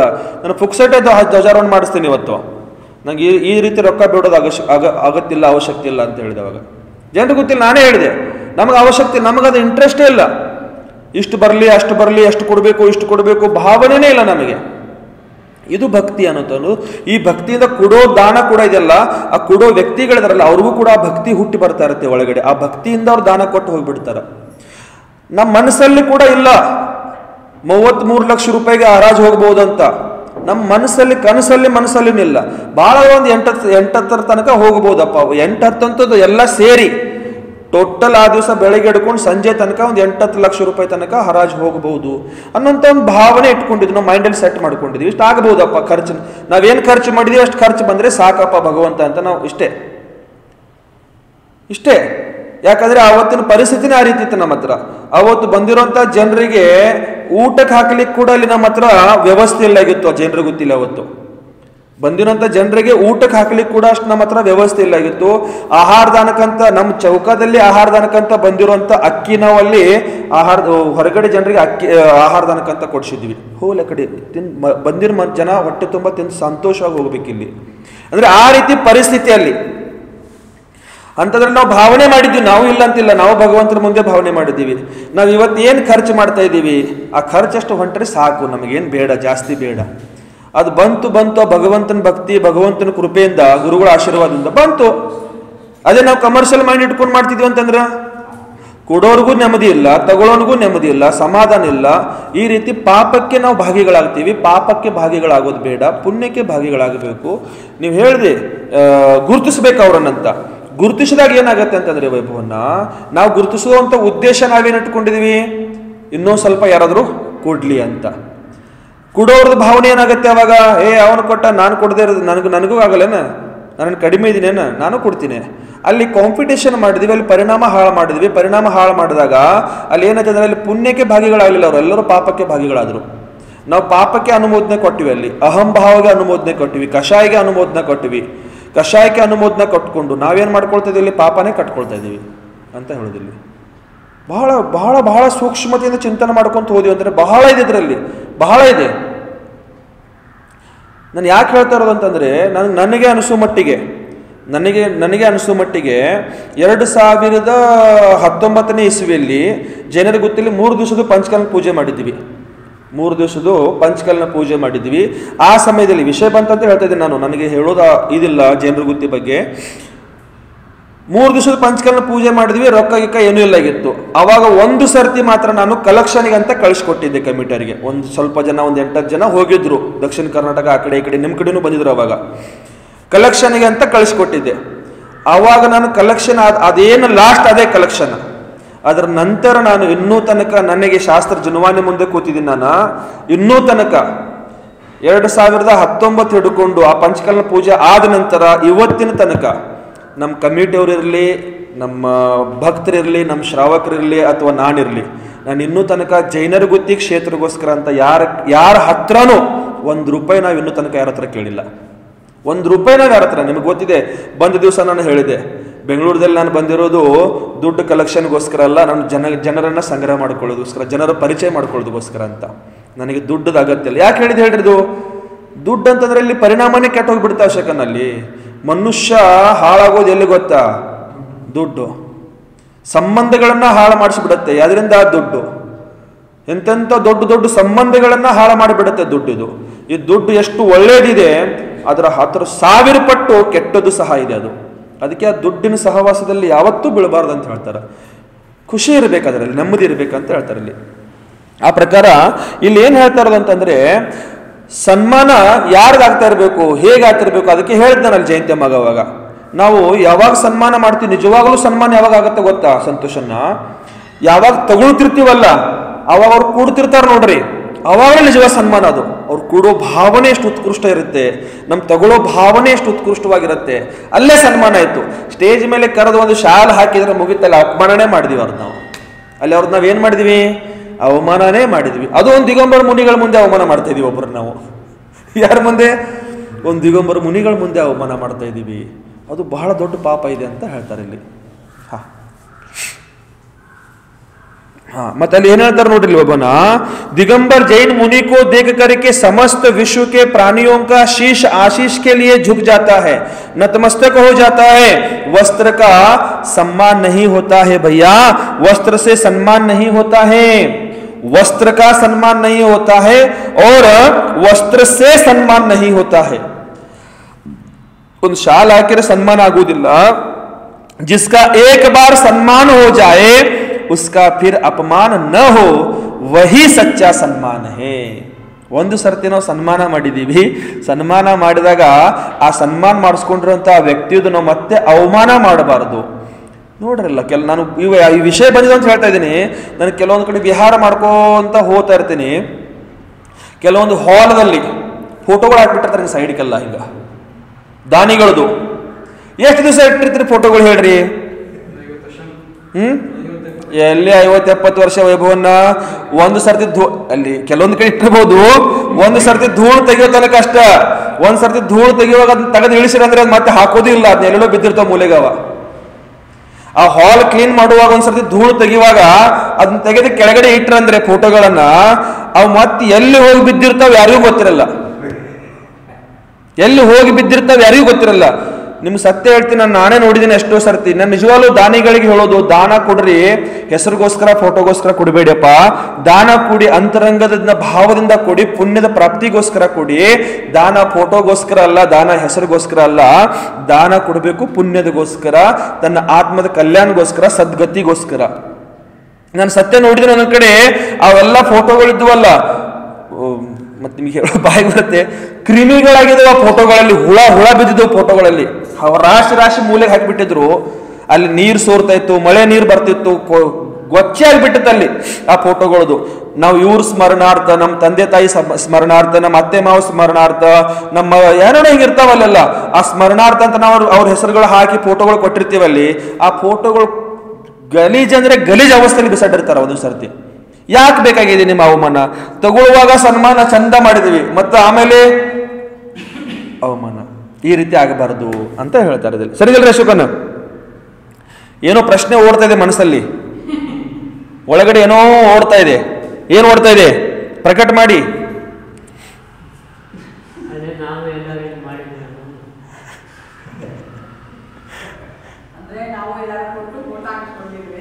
ಅಲ್ಲ, ನಿಜವಾಗ್ಲೂ ತಪ್ಪೆ. ನಾನು ಸಮ್ಯ ಸ್ವೀಕರಿಸಿದೆ ಹೇಳ್ತೀನಿ. ನಾನು ಸಮ್ಯ ಸ್ವೀಕರಿಸಲಿನೇ ಹೇಳ್ತೀನಿ. ನನ್ನ ಮಂದಿರ ಹೆಸರು ಹೇಳಲ್ಲ, ಆದ್ರೆ ಒಂದು ಮಂದಿರದಲ್ಲಿ ನೋಡಿದೆ, ಮೆಟ್ಟಲಿರ್ತಾವಲ್ಲ, ಮೆಟ್ಟಲು ನಾವು ಹತ್ತಿ ಹೋಗ್ತೀವಿ ಮಂದಿರದ ಒಳಗಡೆ, ಕಾಲಲ್ಲಿ ಮೆಟ್ಟಲಿನ ಮೇಲೆ ಹೆಸರು ಬರ್ಸ್ಕೊಂಡಾರ. ಆ ದಿನ ಬಂದವರೆಲ್ಲ ತುಳಿದು ಹೋಗ್ತಾರ. ಅದನ್ನ ದಿನ ಬಂದವರೆಲ್ಲ ತುಳಿದು ಹೋಗ್ಬಿಡ್ತಾರ. ಎಷ್ಟು ಪಾಪ ಇದೆ ಹೇಳಿ ನೋಡೋಣ ಅಲ್ಲಿ. ಇವರು ಈ ಮೆಟ್ಟಲಿಗೆ ಈ ಕಲ್ಲು, ಅದಕ್ಕೆ ಏನಂತೀರಿ ನೀವು? ಈ 4 ಮೆಟ್ಲಿದಾವೆ, 4 ಮೆಟ್ಲಿಗೆ 4 ಜನ ದಾನಿಗಳು. ಈ ಮೆಟ್ಲಿಗೆ ಈ ಕಲ್ಲು ಕೊಟ್ಟಿನಂತ ದಾನಿಗಳು. ಆ ಕಲ್ಲಿನ ಮೇಲೆ ಅವ್ರ ಹೆಸರು ಹಾಕೋದು, ದಿನ ಅವ್ರು ಬಂದವರೆಲ್ಲ ತುಳಿದು ಹೋಗೋದು. ಅವ್ರನ್ನ ಅವ್ರ ಹೆಸರು ತುಳಿದು, ಅವ್ರ ಹೆಸರು ತುಳಿತಾ ಇದ್ದೀರಾ, ಅವ್ರ ಅವಮಾನ ಆಗ್ತಾ ಇದ್ದೀರಾ, ನಂತರದ ವಿಷಯ. ಆದ್ರೆ ಅರ್ಥ ಮಾಡಿಕೊಳ್ರಿ, ಆ ಅಕ್ಷರಗಳನ್ನ ತುಳಿತಾ ಇದ್ದೀರಾ, ಆ ಸ್ವರ ವ್ಯಂಜನಗಳನ್ನ ತುಳಿತಾ ಇದ್ದೀರಾ. ಸ್ವರ ವ್ಯಂಜನ ಸಹಿತನೇ ಜಿನವಾನಿ ರಚನೆ ಆಗತ್ತೆ, ನೆನಪಟ್ಕೊಳ್ಳಿ. ಆ ಸ್ವರ ವ್ಯಂಜನ ಜಿನವಾನಿ, ಆ ಜಿನವಾನಿ ರೂಪಿ ಇರುವಂತ ಅಕ್ಷರಗಳನ್ನ ತುಳಿದು ಹೊಂಟಿದ್ದೀರಾ. ಹೆಸರುಗಳೇನ? ಶ್ರೀ ಶ್ರೀ ಶ್ರೀ ಅಮುಕ್ ಮಹಾವೀರ ಜೈನ, ಪಾರ್ಶ್ವನಾಥ ಜೈನ. ನೋಡ್ರಿ ಯಾವ ಹೆಸರುಗಳು, ಭಗವಂತನ ಹೆಸರುಗಳು. ಅದನ್ನು ತುಳಿದು ಹೊಂಟಿದ್ವಿ ನಾವು. ಎಷ್ಟು ನಮ್ಮ ಎಷ್ಟು ಪರಿಣಾಮಗಳು ಹಾಳಾಗ್ತಾ ಇದಾವಲ್ಲಿ. ನಾವೆಷ್ಟು ಪಾಪಿಗಳಿದೀವಿ. ದಾನ ಕೊಟ್ಟು ನಾವು ಪುಣ್ಯ ಕಟ್ಕೊಳ್ತಿಲ್ಲ, ಪಾಪನೇ ಕಟ್ಕೊಳ್ತಾ ಇದೀವಿ. ನಾನು ಅದಕ್ಕೆ ಹೇಳೋದು ದಾನಿಗಳಿಗೆ, ಹೆಸರಿಗೋಸ್ಕರ ಬೇಡಪ್ಪ, ಹೆಸರಿಗೋಸ್ಕರ ಫೋಟೋಗೋಸ್ಕರ ಬೇಡ. ದಾನ ಕೂಡಿ ನಮ್ಮ ಉತ್ತರ ಕನ್ನಡದಲ್ಲಿ ಹೇಳ್ತಾರೆ, ಇಲ್ಲೂ ಹೇಳ್ತಿರ್ಬೋದದ, ಬಲಗೈಯಿಂದ ಕೊಟ್ಟಿರುವಂತ ದಾನ ಎಡಗೈಗೆ ಸಹ ಗೊತ್ತಾಗಬಹುದು, ಹಾಗೆ ಕೊಟ್ಟು ಹೋಗ್ಬಿಡಿ ಅಂತ ಹೇಳ್ತಿದ್ರು ಅವರು. ದಾನ ನಿಜವಾಗ್ಲೂ ಹಾಗಿರ್ಬೇಕಂತ ಹೇಳ್ತಾರೆ. ನಿಜವಾಗ್ಲೂ ದಾನ ಹಾಗೆ ಕೊಟ್ಟು ಹೋಗ್ಬೇಕು ಅಂತ ಹೇಳ್ತಾರೆ. ನೋಡ್ರಿ, ಯೋಚನೆ ಮಾಡ್ರಿ ಹೆಂಗ್ ಕೊಡೋದು. ಏನ್ರಿ ಹೆಂಗ್ ಕೊಡೋದು ಯೋಚನೆ ಮಾಡ್ರಿ, ಹೆಂಗ್ ತಗೊಳ್ಳೋದು ಯೋಚನೆ ಮಾಡ್ರಿ. ಇಲ್ಲ, ನಾನು ತಗೊಳ್ಳೋದು ಕೊಟ್ಟು ನಮ್ಮ ಹತ್ರ ಇಲ್ಲಪ್ಪ, ನಾವು ಹಿಂಗೆ ನೋಡ್ರಿ. ನಾನು ಅದಕ್ಕೆ ಕೆಲವೊಬ್ರಿಗೆ ಇಷ್ಟ ಆಗಲ್ಲ ಅಶೋಕನ. ನಾನು ಇಷ್ಟ ಯಾಕಾಗಲ್ಲ, ವೀರಸಾಗರ್ ಮಹಾರಾಜ್ ಯಾಕೆ ಇಷ್ಟ ಆಗಲ್ಲ ಅಂತಂದ್ರೆ ಕಾರಣ ಇಷ್ಟೇ. ಜೈನರ ಗುತ್ತಿಯ ನನ್ನ ಕ್ಷೇತ್ರ ಅಲ್ಲ, ಅದರ ನನ್ನ ಇದರಲ್ಲಿ ಕೆಲಸ ಆಗ್ತಾ ಇದೆ ಅಂತ ನಾನು ಅಲ್ಲಿ ಅನುಶಾಸನ ಮಾಡಿದ್ದೀನಿ. ಇನ್ನೂ ತನಕ ಅಲ್ಲಿ ಎಷ್ಟು ಜನ ದಾನಿಗಳು ಕೊಟ್ಟಾರಲ್ಲ, ನೀವು ಅಲ್ಲಿ ಜೈನರ ಗುತ್ತಿಲಿ ಹೋಗಿ ಹುಡುಕೋದು, ಒಬ್ಬರದಾದ್ರೆ ಹೆಸರು ಎಲ್ಲರೂ ಕಾಣಿಸುತ್ತೆ ನಿಮಗೆ ಅಲ್ಲಿ. ಇವರು ಈ ದಾನವನ್ನು ಕೊಟ್ಟಿದ್ದಾರೆ, ಇಲ್ಲವೇ ಇಲ್ಲ. ನಾನು ದಾನ ಕೊಡೋದಕ್ಕಿಂತ ಮುಂಚೆನೆ ಹೇಳಿರ್ತೀನಿ, ಇಲ್ಲಿ ಯಾರ್ದು ನಿಮ್ಮದು ಹೆಸರು ಬರಲ್ಲ, ನಿಮ್ದು ಇಲ್ಲಿ ಯಾರ್ದು ಫೋಟೋ ಬರಲ್ಲ. ನೀವು ಕೊಡೋದಿದ್ರೆ ಕೂಡಿ, ಇಲ್ಲದಿದ್ರೆ ಬಿಡಿ. ಎಲ್ಲಿ ದಾನ ಹೆಸರು ಬರ್ತಾರ ಅಲ್ಲಿ ಕೊಡೋದ್ರೆ ಕೊಡೋಗ್ರಿ. ನನ್ನ ಹತ್ರ ಹೆಸರುಗಳಿಲ್ಲ. ನನ್ನ ಹತ್ರ ಒಂದು ನಿಮಗೆ ಸಿಗಬಹುದು, ಏನು ಒಳ್ಳೆ ಶುಭಾಶೀರ್ವಾದ ಸಿಗ್ಬೋದು ನಿಮಗೆ, ನಿಮ್ಮ ಕುಟುಂಬಕ್ಕೆ, ನಿಮ್ಮ ಪರಿವಾರಕ್ಕೆ ಒಳ್ಳೆ ದಾನ ಮಾಡಿದಿರಂತ. ಆದರೆ ಹೆಸರು ಫೋಟೋ ಇಲ್ಲವೇ ಇಲ್ಲ. ನೀವು ಬೇಡ ತಗೊಂಡು ಹೋಗ್ರಿ ಅಂತ ಹೇಳ್ತೀನಿ ವಾಪಸ್. ನಾನು ಹೇಳಿದ್ದೀನಿ ಎಷ್ಟು ಜನರಿಗೆ, ಅಮ್ಮ ನಾನು ಸ್ವಂತ ಹೇಳಿದ್ದೀನಿ, ನೀವು ದುಡ್ಡು ಬಿಡಿ. ನೀವು ದುಡ್ಡು ಹೇಳ್ತಿರ್ಬೋದು. 3 ಎಕರೆ ಜಾಗ ಕೊಡ್ತಾ ಇದ್ರು, 3 ಎಕರೆ ಜಾಗ ಸಿಟಿಯಲ್ಲಿ, ಹಾಸನ್ ಸಿಟಿಯಲ್ಲಿ. ಎಲ್ಲಿ? ಹಾಸನ್ ಸಿಟಿಯಲ್ಲಿ. ನಿಮ್ಮ SDM ಕಾಲೇಜ್ ಇದೆಯಲ್ಲ, SDM ಆಯುರ್ವೇದಿಕ್ ಕಾಲೇಜ್, ಆ ಆಯುರ್ವೇದಿಕ್ ಕಾಲೇಜ್ ಎದುರುಗಡೆನೆ ತಣ್ಣೀರ್ಹಾಳದಲ್ಲಿ 3 ಎಕರೆ ಜಾಗ ಕೊಡ್ತಾ ಇದ್ರು ದಾನ ಸ್ವರೂಪದಲ್ಲಿ. ಬಾರೇ ಒಂದೇ ಹೇಳಿದ್ರು ಅವರು, ನಮ್ಮ ತಂದೆ ಹೆಸರಿನಲ್ಲಿ ಅದು ಕೆಲಸ ಸ್ಟಾರ್ಟ್ ಆಗ್ಬೇಕಲ್ಲಿ ಅಂತ. ಆಶೀರ್ವಾದ, ನೀವು ತಗೊಂಡು ಹೋಗ್ರಿ ನಿಮ್ಮ ಜಾಗ ಅಂತ ಹೇಳಿದೆ. ನಾನು ಮುಖದ ಮೇಲೆ ಹೇಳ್ತಾ ಇದ್ದೀನಿ ಇವತ್ತು, ನಾನು ಎಲ್ಲರೂ ನೋಡ್ಲಿ ಅಂತ. ನನಗೆ ಆಸೆ ಇಲ್ಲ, ನನಗೆ ಆ ದುರಾಸೆ ಇಲ್ಲ. ನನಗೆ ಆಸೆ ಇದೆ ಧರ್ಮದ ರಕ್ಷಣೆ ಮಾಡೋದಕ್ಕೋಸ್ಕರ, ಅದರ ದುರಾಸೆ ಇಲ್ಲ. ತಗೊಂಡವ್ರು ನಿಮ್ಮ 3 ಎಕರೆ. ಇವತ್ತ 3 ಎಕರೆ ಜಾಗದ ಬೆಲೆ ಎಷ್ಟಾಗತ್ತೆ ಗೊತ್ತಾ? ಆ 3 ಎಕರೆ ಜಾಗದ ಹಾಸನ್ ಸಿಟಿಯಲ್ಲಿ 3 ಎಕರೆ ಜಾಗದ ಬೆಲೆ ಎಷ್ಟಾಗತ್ತೆ ಗೊತ್ತಾ? ಕಡಿಮೆ 80 ರಿಂದ 85 ಕೋಟಿ ರೂಪಾಯಿಗೆ ಬೆಲೆ ಬಾಳುವಂತ 3 ಎಕರೆ ಜಾಗ ಅದು. ಬೇಡ, ನಮಗೆ ಅಗತ್ತಿಲ್ಲ. ಹೆಸರಂದ್ರೆ ಇಲ್ಲ, ಬಿಟ್ಬಿಟ್ಟು ನಾನು ಅಂಥವು ಎಷ್ಟೋ ಬಿಟ್ಟಿದ್ದೀನಿ. ಅಗತ್ತಿಲ್ಲ ನಿಮ್ಮ ದಾನ ಹೆಸರಿಗೋಸ್ಕರ. ಅಮ್ಮ ಈಗ ನಮ್ಮ ಗಾಡಿ ಇತ್ತು, ಚೌಕದ ಗಾಡಿ, ಕಾರ್ಕಳದವ್ರು ಕೊಟ್ಟರು. ಅಲ್ಲಿ ಅಂದ್ರೆ ಗಾಡಿ ಮೇಲೆ ಅವ್ರು ಕಾರ್ಕಳದವ್ರು ಯಾವ್ದಾರ ಹೆಸರಿದೆ ನೋಡ್ರಿ, 15 ಲಕ್ಷ ರೂಪಾಯಿ ಖರ್ಚು ಮಾಡಿದ್ರು ಅವತ್ತವರು. ಹೆಸರಿಲ್ಲ. ಕೊಡೋರಿದ್ರೆ ಹಂಗೆ ಕೊಡ್ರಿ, ನಿಮ್ಗೆ ಹೆಸರೇ ಕೊಡೋದ್ರೆ ನಿಮ್ದು ಏನು ಬೇಡ, ತಗೊಂಡವ್ರ ಕಡೆ. ಇಲ್ಲಿ ನೀವು ಕೂಡ ಕೊಟ್ಟಿದ್ರೆ ನಮಗೆ ಒಂದು ಒಮ್ಮಿನಿ ಕೊಟ್ಟಿರಿ, ಇಲ್ಲಿ ಚಾತುರ್ಮಾಸ ಮುಗಿದ ಕೂಡಲೇ. ಹೆಸರಿಲ್ಲ. ಇದು ದಾನ ಇರಬೇಕು. ನೆನಪು ಕೂಡ ಇರಬಾರ್ದು ಯಾರು ಕೊಟ್ಟಾರಂತ, ಯಾರು ಕೊಟ್ಟಿದ್ದಾರೆ, ಯಾವಾಗ ಕೊಟ್ಟಿದ್ದಾರೆ, ಹೇಗೆ ಕೊಟ್ಟಾರ, ಇದನ್ನು ಸಹ ನೆನಪಿಟ್ಕೊಳ್ಬಾರ್ದು. ಅದು ದಾನ, ಅದು ಸನ್ಮಾನ.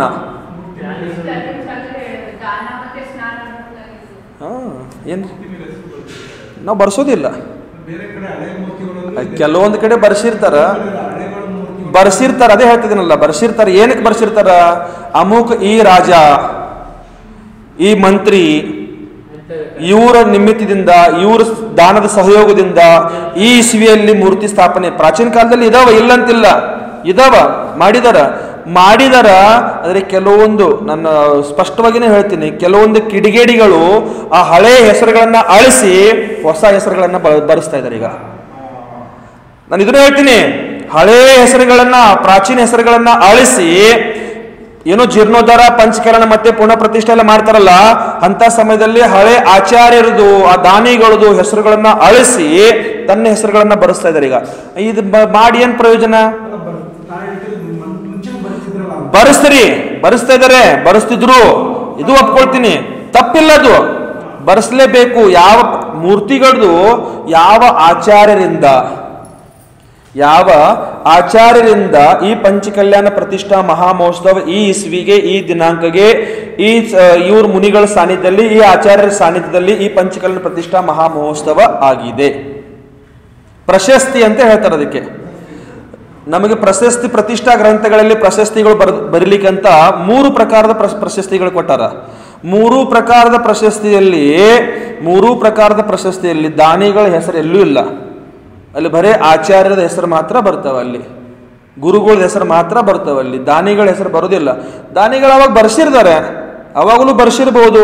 ಇವಾಗ ನಮ್ಮ ಈ ಪರಿಣಾಮ ಅಂದ್ರೆ ಆವಾಗ ಇರ್ಕಿಲ್ಲ ಆ ಜನರದು, ಅವಾಗಲೂ ಇರ್ಬೋದು ಅಹಂಭಾವದ ಪರಿಣಾಮಗಳು, ಹೇಳಕ್ಕಾಗಲ್ಲ. ಆದರೆ ಶಾಸ್ತ್ರದಲ್ಲಿ ಪ್ರಶಸ್ತಿಯಲ್ಲಿ ದಾನಿಗಳ ಹೆಸರು ಬರೆಸಬೇಕಂತ ಎಲ್ಲೂ ಉಲ್ಲೇಖ ಇಲ್ಲ ಪ್ರತಿಷ್ಠಾ ಗ್ರಂಥಗಳಲ್ಲಿ. ಇದು ತಿಳ್ಕೊಳ್ಬೇಕು. ಅವಾಗೂ ಬರ್ಸಿರ್ಬೋದು, ಇವಾಗೂ ಬರೆಸ್ತಾ ಇದ್ದಾರೆ.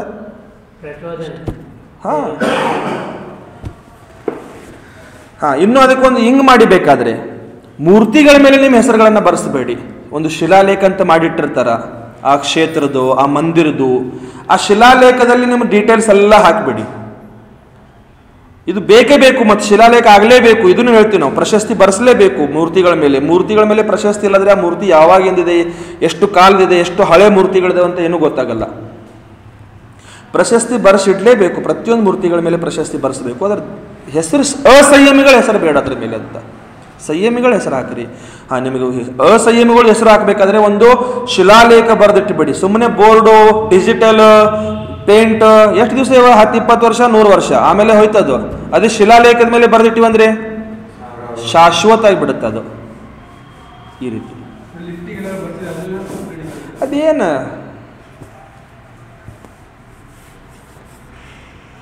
चलो,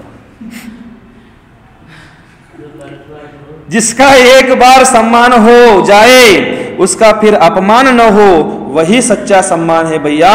पिंची कमंडलू से जिसका मुनि संघ चतुर्विध संघ साक्षी में आचार्य ने जिसका वस्त्र त्याग करा करके सम्मान किया है, उसके आतिथ्य के लिए देवता भी प्रतीक्षा करते हैं. ಅವ್ರ ಆತಿಥ್ಯ ಮಾಡೋದಕ್ಕೋಸ್ಕರ ದೇವತೆಗಳು ಪ್ರತೀಕ್ಷೆ ಮಾಡ್ತಾ ಇದ್ದಾರೆ, ಅಲ್ಲಿ ಕಾಯ್ತಾ ಇದ್ದಾರೆ ನಿಮ್ಮ ಆತಿಥ್ಯ ಮಾಡಬೇಕಂತ ದೇವತೆಗಳು. ಯಾರ್ದು? ಆಚಾರ್ಯರ ಸಂಘದಲ್ಲಿ, ಆಚಾರ್ಯರ ಸಮಕ್ಷದಲ್ಲಿ ಮುನಿ ದೀಕ್ಷೆ ತಗೊಂಡಿರುವಂತ ಆ ಮುನಿಗಳದು ಸನ್ಮಾನ ಮಾಡೋದಕ್ಕೋಸ್ಕರ ದೇವತೆಗಳು ಕಾಯ್ಕೋ ಅಂತ ಕೂತಿದ್ದಾರೆ. ಚತುರ್ವಿಧ ಸಂಘದ ಸಾಕ್ಷ್ಯದಲ್ಲಿ ದೀಕ್ಷೆ ತಗೊಂಡಂತ ಮುನಿಗಳದ್ದು ಏನೋ ಸನ್ಮಾನ ಮಾಡೋದಕ್ಕೋಸ್ಕರ ಅಲ್ಲಿ ದೇವತೆಗಳು ಪ್ರತೀಕ್ಷೆ ಮಾಡ್ತಿದ್ದಾರೆ, ಕಾಯ್ತಾ ಇದ್ದಾರೆ ಅಂತ ತಿಳ್ಕೊಳ್ಬೇಕಿಲ್ಲಿ. अहो आचार्य पूज्यपाद स्वामी का मूल नाम देवनंदी आगम में पढ़ने को मिलता है.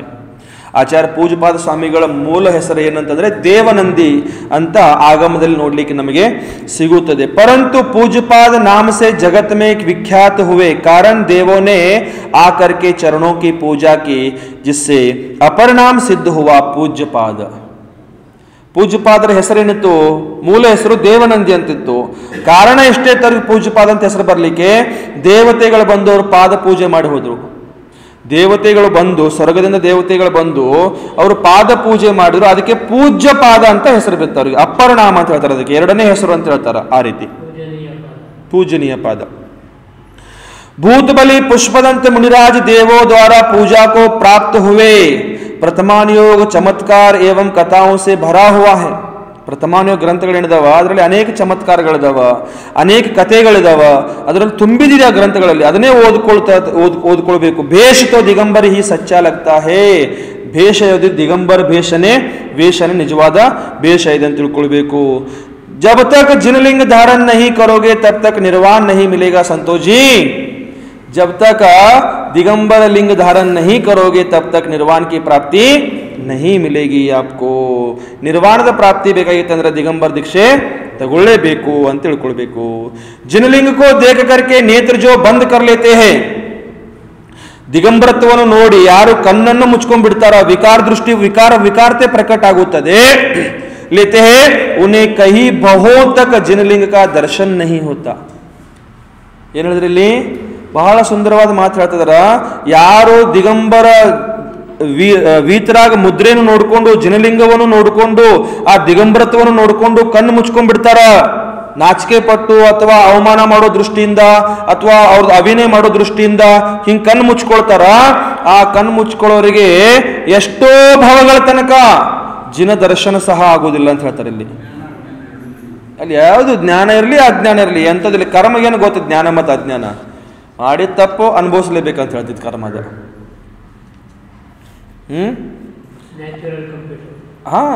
ನ್ಯಾಚುರಲ್ ಕಂಪ್ಯೂಟರ್ ಶಬ್ಬಾಷ್, ಹೊಸ ಶಬ್ದ ಬಂತು ನೋಡಿ ಇವತ್ತು. ನ್ಯಾಚುರಲ್ ಕಂಪ್ಯೂಟರ್, ಕರ್ಮ ಸಿದ್ಧಾಂತ ಅಂದ್ರೆ ನ್ಯಾಚುರಲ್ ಕಂಪ್ಯೂಟರ್ ಅದು. Good, very good. ಅಶೋಕನ ಇಂಥ ಶಬ್ದಗಳು ಸ್ವಲ್ಪ ಹೇಳ್ಕೊಡ್ತೀವಾರ ನನಗೆ. ಅಯ್ಯೋ, ನಾನು ಎರಡನೇ ಪ್ರಸನ್ನ ಕುಮಾರ್ ಆಗ್ಬೇಕಾಗತ್ತೆ ಅವಾಗ. ತಲೆಗಿನ ಕೂದಲೇ ಇರೋದಿಲ್ಲ. ಪ್ರಸನ್ನ ಹೆಂಗ್ ತಲೆಯಲ್ಲಿ ಕೂದಲು ನೋಡ್ರಿ ಹಾಗೆ ನನ್ನ ತಲೆಯಲ್ಲಿ ಕೂದಲೇ ಇರೋದಿಲ್ಲ. ಹಾಗಾದ್ರೆ ಎಲ್ಲ ಇಂಗ್ಲಿಷ್ ಕಲ್ತ್ಕೊಂಡು ನನ್ನ ತಲೆಯಲ್ಲಿ ಕೂದಲ ಹಾಗ್ಬಿಡ್ತಾವ. ಹಾಗಾದ್ರೆ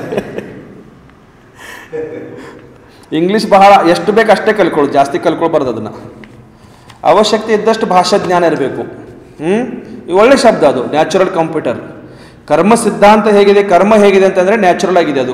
ಕರ್ಮ ಆ ಕಂಪ್ಯೂಟರ್ದಲ್ಲಿ ಎಲ್ಲ ಇರುತ್ತೆ ನೋಡ್ರಿ, ಏನೆಲ್ಲ ಅದರಲ್ಲಿ ಎಲ್ಲ ಇದೆ. ಹಾಗೆ ನ್ಯಾಚುರಲ್ ಕಂಪ್ಯೂಟರ್. ಶಬ್ಬಾಷ್, ಎಲ್ಲಿಂದ ಹುಡುಕಿ ತರ್ತೀರಂತ ಈ ಶಬ್ದಗಳ? Thinking. Good, very good, very good. Keep it up. ಒಳ್ಳೆ ಶಬ್ದಗಳು, ಇಂಥ ಶಬ್ದಗಳು ಒಳ್ಳೆ ಬೇಕಾಗ್ತಾವ. ಏನು ಹೇಳ್ತಿದ್ರಿ ಇಲ್ಲಿ? जिनलिंग को देख करके जो नेत्र जो बंद कर लेते हैं, उन्हें कई भाव तक जिनलिंग का दर्शन नहीं होता है. जिनलिंग धारण करने का उसे अवसर प्राप्त नहीं होता है. जिनलिंगವನ್ನು ಧಾರಣೆ ಮಾಡಿಕೊಳ್ಳೋದು ಕೂಡ ಅವಸರ ಅವನಿಗೆ ಇದು ಏನು ಅವಕಾಶಗಳು ಸಿಗುವುದಿಲ್ಲ. ವಿಷಯನೇ ಇಲ್ಲ ಇಲ್ಲಿ, ಎಷ್ಟೋ ಭಾವಗಳ ತನಕ ಅಂತ. ಜಿನಲಿಂಗ ಧಾರಣ ನಹಿ ಕರ್ ಪಾನಾ ಮಹಾಪಾಪ ಕರ್ಮ ಕಾ ಉದಯ ಹೇ. ಜಿನಲಿಂಗ ಧಾರಣೆ ಮಾಡ್ಕೊಳ್ಳೋದಿಲ್ಲಲ್ಲ ನಾವು ಸಂತೋಷನ್ನ. ಅನೇಕ ಕಾರಣಗಳು ಹೇಳ್ತೀವ, ಹಂಗೈತೆ ಹಿಂಗೈತೆ ಇದೈತೆ ಅದೈತೆ ಅಂತ. ಇದು ಮಹಾಪಾಪದ ಕರ್ಮದ ಉದಯ ಇದೆ ಅಂದಾಗ ನಿಮಗೆ ಜಿನಲಿಂಗವನ್ನು ಧಾರಣೆ ಮಾಡ್ಕೊಳ್ಳಿಕ್ಕೆ ಆಗ್ತಿಲ್ಲ ಅಂತ ತಿಳ್ಕೊಳ್ಬೇಕಂತ ಹೇಳ್ತಾರೆ ಇಲ್ಲಿ. ಮಹಾನ್ ಕರ್ಮದ ಉದಯ ಇದೆ ಇಲ್ಲಿ, ಸಾಮಾನ್ಯ ಕರ್ಮದ ಉದಯ ಇಲ್ಲ. ನಮ್ಗೆ ದೀಕ್ಷಾ ತಗೊಳ್ಳಿಕ್ಕೆ ಯಾಕಾಗ್ತಿಲ್ಲ, ದಿಗಂಬರ ಮುನಿ ಆಗ್ಲಿಕ್ಕೆ ಯಾಕಾಗ್ತಿಲ್ಲ. ಮನಸ್ಸಲ್ಲಿ ಭಾವನೆ ಅಂತೂ ಬಹಳ ಇದೆ, ಆದ್ರೆ ಆಗ್ತಿಲ್ಲ. ಏನೋ ಕಾರಣಗಳು ಸಾವಿರದವ. ಈ 1000 ಕಾರಣಗಳನ್ನ ಇಟ್ಕೊಂಡು ನಾವು ಆಗ್ತಿಲ್ಲ ಅಂತ ಅನ್ಕೊಂತ ಕೂತ್ಕೊಂಡಿದೀವಲ್ಲ, ಇದು ನಿಜವಾಗಲೂ ನಾವು ಕಾರಣಗಳ ಹೇಳ್ತಾ ಇದೀವಿ, ಅದರ ಮೂಲ ನಿಮಿತ್ತ ಇರೋದು ಕರ್ಮದ ಉದಯ ಅಂತ ಹೇಳ್ತಾರೆ ಅಲ್ಲಿ. ಪುರುಷಾರ್ಥ ಮಾಡದೆ ಇಲ್ಲಿ ಏನು ಬೇರೆ ಆಪ್ಷನ್ ಇಲ್ಲ. ಪುರುಷಾರ್ಥ ಮಾಡದೆ ನಾವು ಬೇರೆ ಆಪ್ಷನ್ ಇಲ್ಲ. ಪುರುಷಾರ್ಥ ಎಷ್ಟು ಮಾಡ್ತೀವಿ ಅಷ್ಟು ಬೇಗ ನಮಗೆ ದಿಗಂಬರ ದೀಕ್ಷೆ ಆಗುತ್ತೆ. ಆ ಮಹಾಕರ್ಮ ಪಾಪ ಕರ್ಮದೇನು ಉದಯ ಇದೆಯಲ್ಲ ಅದನ್ನ ನಾವು ಖಂಡನೆ ಮಾಡಬಹುದು ಅಂತ ತಿಳ್ಕೊಳ್ಬಹುದು ಇಲ್ಲಿ. ಏನ್ ಹೇಳ್ತಾರೆ ನೋಡ್ರಿ, जिनलिंग धारण नहीं कर पाना, जिनलिंग धारण नहीं कर पाना महापाप कर्म का उदय है. ಯಾವ ಕರ್ಮದ ಉದಯ ಇದು? ಮಹಾಪಾಪ ಕರ್ಮದ ಉದಯ ಇದೆ. ಅದಕ್ಕೆ ನಮಗೆ ಜನಲಿಂಗ ಧಾರಣೆ ಮಾಡ್ಕೊಳ್ಳಿಕ್ಕೆ ಆಗ್ತಾ ಇಲ್ಲ. ನಾವೆಲ್ಲೋ ಹಿಂದಿನ ಭಾವದಲ್ಲಿ ಏನೋ ಮಾಡಿರ್ಬೋದು, ಯಾವ ದಿಗಂಬರ ಮುನಿಗಳು ನೋಡಿ ಕಣ್ಣು ಮುಚ್ಕೊಂಡಿರ್ಬೋದು ಅವಾಗ. ಆದರೂ ಕೂಡ ಏನೋ ಪುಣ್ಯ ಇದೆ, ಆದರೂ ಸಹ ಏನೋ ಪುಣ್ಯ ಇದೆ. ಏನಂತಂದ್ರೆ ದಿಗಂಬರ ಮುನಿಗಳ ದರ್ಶನರೇ ಆಗ್ತಾ ಇದೆ, ವೀತರಾಗ ಭಗವಂತನ ದರ್ಶನರೇ ಆಗ್ತಾ ಇದೆ. ದೀಕ್ಷಾ ತಗೊಳಕ್ ಆಗ್ತಿಲ್ಲ ಅಷ್ಟೇ, ಅದೇ ಇನ್ನೂ ಏನ ದರ್ಶನರ ಮಾಡ್ಕೊಳಕ್ ನಮ್ಗೆ ಸಿಗ್ತಾ ಇದೆ ಅಂತ ತಿಳ್ಕೊಳ್ಬೇಕಿಲ್ಲಿ. ಅಶುಭ कर्म का तीव्र उदय है संतोष जी. अशुभ कर्मदेनದಲ್ಲಿ तीव्र उदय ಇದೆ. विचार तो करो, अरे ज्ञानी, जितनी बार तूने अपने हाथ से कपड़े पहने उतनी बार तू अपने जिनलिंग को पाप रूपी पट से ढक रहा है. ये पापी ಅಂತ ಹೇಳ್ತಾರಲ್ಲ, ಅವ್ರು ಏನ್ ಹೇಳ್ತಾರಂದ್ರ, ಅರೇ ವಿಚಾರ ತೋ ಕರೋ, ಅರೆ ಜ್ಞಾನಿ, ಜಿತನಿ ಬಾರ್ ಎಷ್ಟು ಸರ್ತಿ ನೀನು ತೂನೆ ಅಪನೆ ಹಾತ್ ಸೆ ನಿನ್ನ ಕೈಯಿಂದ ನೀನು ಕಪಡೆ ಪಹನೆ ಹೋ, ಕಪಡೆ ಪಹನೆ ಉತನಿ ಬಾರ್ ತೂನೆ ಎಷ್ಟು ಸರ್ತಿ ನಿನ್ನ ಕೈಯಿಂದ ನೀನು ಬಟ್ಟೆ ಹಾಕೊಂಡಿದ್ಯಾ ವೈಭವನ, ಅಷ್ಟು ಸರ್ತಿ ನೀವೇನ್ ಮಾಡಿದ್ರ ಅಂತಂದ್ರೆ ನಿಮ್ಮ ಜಿನಲಿಂಗವನ್ನು ಪಾಪರೂಪಿ ಪಟಸೆ ಢಕರೆ ಹೋ, ಪಾಪರೂಪಿ ಪಟ, ಪಾಪರೂಪಿ ವಸ್ತ್ರದಿಂದ ನೀವೇನ್ ಮಾಡ್ತಿದ್ದೀರಾ, ಆ ನಿಮ್ಮ ಜಿನಲಿಂಗವನ್ನು ಮುಚ್ತಾ ಇದ್ದೀರಾ. और जितनी बार तू दूसरे को कपड़े पहना रहे हो, ಮತ್ತೆ ನೀವು ಏನ್ ಮಾಡ್ತಿದ್ದೀರಾ ಅಂತಂದ್ರೆ ಎಷ್ಟು ಸರ್ತಿ ನೀವು ಮತ್ತೆ ಬೇರೆಯವರಿಗೆ ಬಟ್ಟೆ ಉಡಿಸ್ತಾ ಇದ್ದೀರಾ, ಬಟ್ಟೆ ಕೊಡಿಸ್ತಾ ಇದ್ದೀರಾ, ಬಟ್ಟೆ ಹಾಕ್ಸ್ತಾ ಇದ್ದೀರಾ. ಕಪಡೆ ಪಹನಾ ರಹೆ ಹೋ ಉತನಿ ಬಾರ್ ದೂಸರೆ ಕೆ ಜಿನಲಿಂಗ ಕೋ ಢಕ್ ರಹೆ ಹೋ, ಇನ್ನೊಬ್ಬರ ಜಿನಲಿಂಗ ನೀವೇನ್ ಮಾಡ್ತಾ ಇದ್ದೀರಾ, ಮುಚ್ಚುತ್ತಾ ಇದ್ದೀರಾ. ವಿಚಾರ ಮಾಡೋದಿದೆ ಇಲ್ಲಿ. छोटा सा बच्चा कपड़ा नहीं पहनना चाहता, छोटा सा बच्चा कपड़ा नहीं पहनना चाहता, तुम उसे जबरदस्ती कपड़े पहना रहे हो. ಅವನಿಗೆ ನೀವೇನ್ ಮಾಡ್ತಿದ್ದೀರಾ, ಒತ್ತಾಯ ಪೂರ್ವಕ ಅವನಿಗೆ ನೀವು ಬಟ್ಟೆ ಹಾಕ್ತಾ ಇದ್ದೀರಾ. ಪಹನಾ ರಹೆ ಹೋ, ವಹ ರೋ ರಹಾ ಹೈ, वह रो रहा है, चिल्ला रहा है, परंतु बलात् तुमने उसे कपड़ा पहना दिए. ಅದು ಅಳ್ತಾ ಇದೆ, ಚೀರ್ತಾ ಇದೆ, ಚಿಲ್ಲಾಡ್ತಾ ಇದೆ, ಒದ್ದಾಡ್ತಾ ಇದೆ, ನಂಗೆ ಬಟ್ಟೆ ಬೇಡ, ಹಾಕೊಳ್ಳೋಕೆ ಬೇಡ ಅಂತ ಅಂತ ಇದೆ.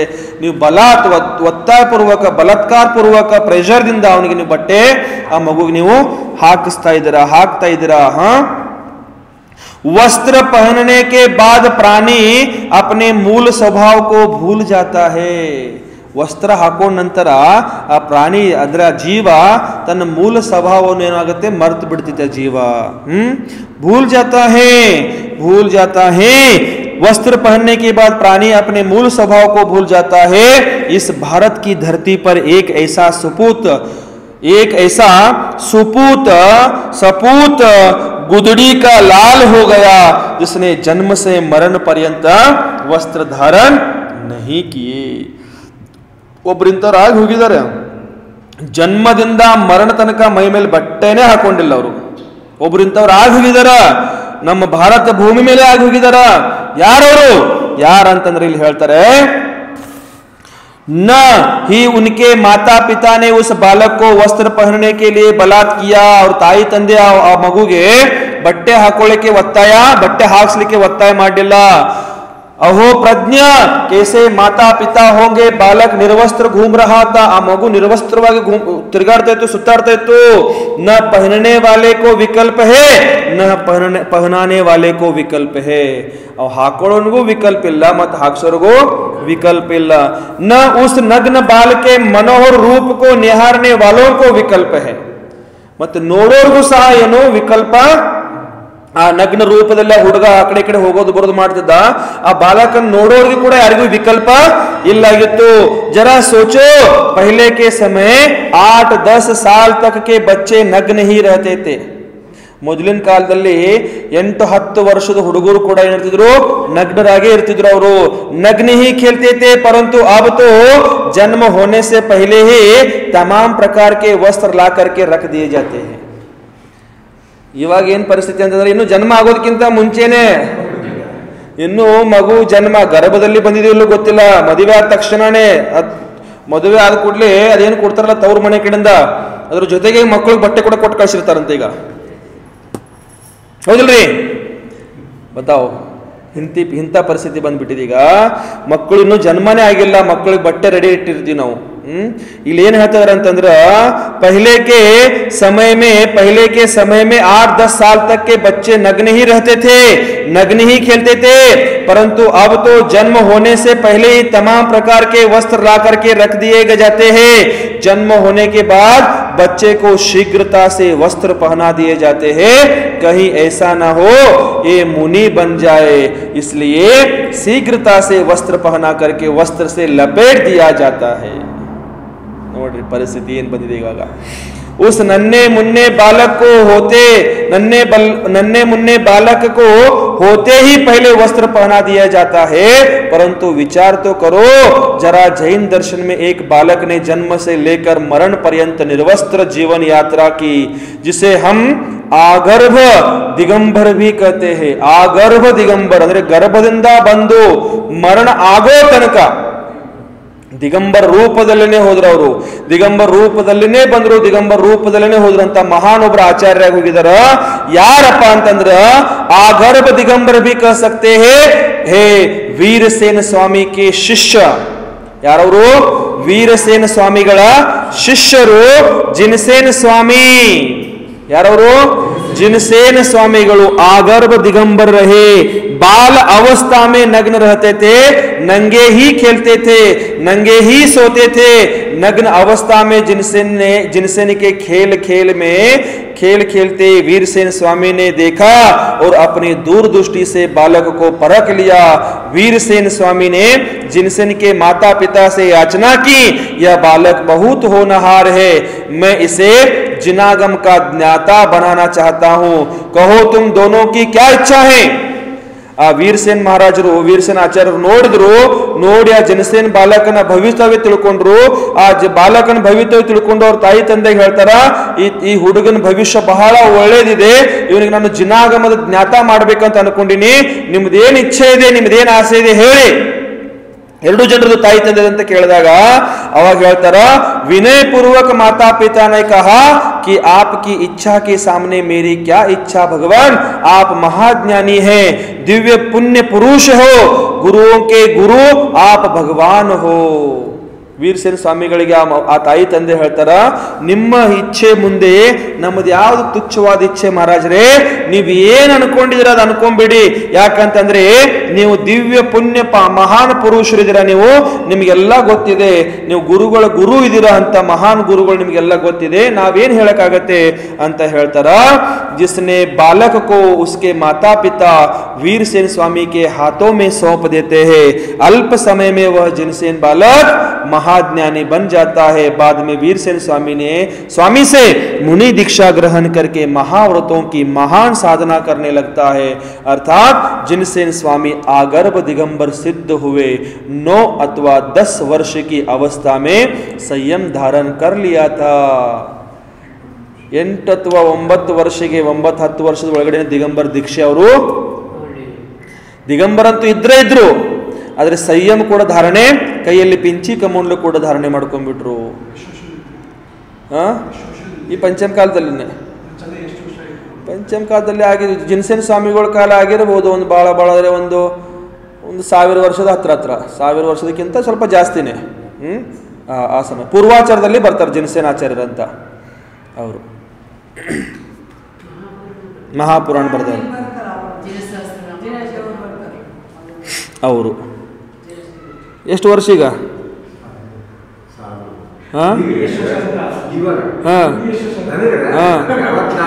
64 ಆಯ್ತು, ಇನ್ನೂ ದೀಕ್ಷಾ ತಗೊಳಕ್ ಆಗ್ತಿಲ್ಲ ನಿಮ್ಗೆ। ಅವ್ರು 10 ವರ್ಷಕ್ಕೆ ದೀಕ್ಷಾ ತಗೊಂಡ್ಬಿಟ್ಟಿದ್ರು ಅವ್ರು।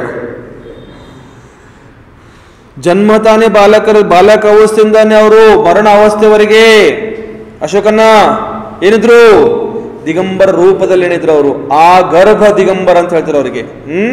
ಅಂತ ಮಹಾನ್ ಸಾಧಕರು ಕೂಡ ಆಗಿ ಹೋಗಿದ್ದಾರೆ ನಮ್ಮ ಭಾರತ ಭೂಮಿ ಮೇಲೆ ಅಂತ ತಿಳ್ಕೊಳ್ಬೇಕಿಲ್ಲಿ।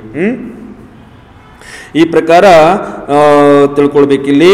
10 वर्ष की अवस्था में संयम धारण किया, यह विश्व की प्रथम घटना है। विश्वದಲ್ಲಿ ಇದು ಪ್ರಥಮ ಘಟನೆ ಇದೆ। ಇದು ಆ ಜನ್ಮ ದಿಗಂಬರ रहकर आज जन्म नग्न परिचय सहन किया।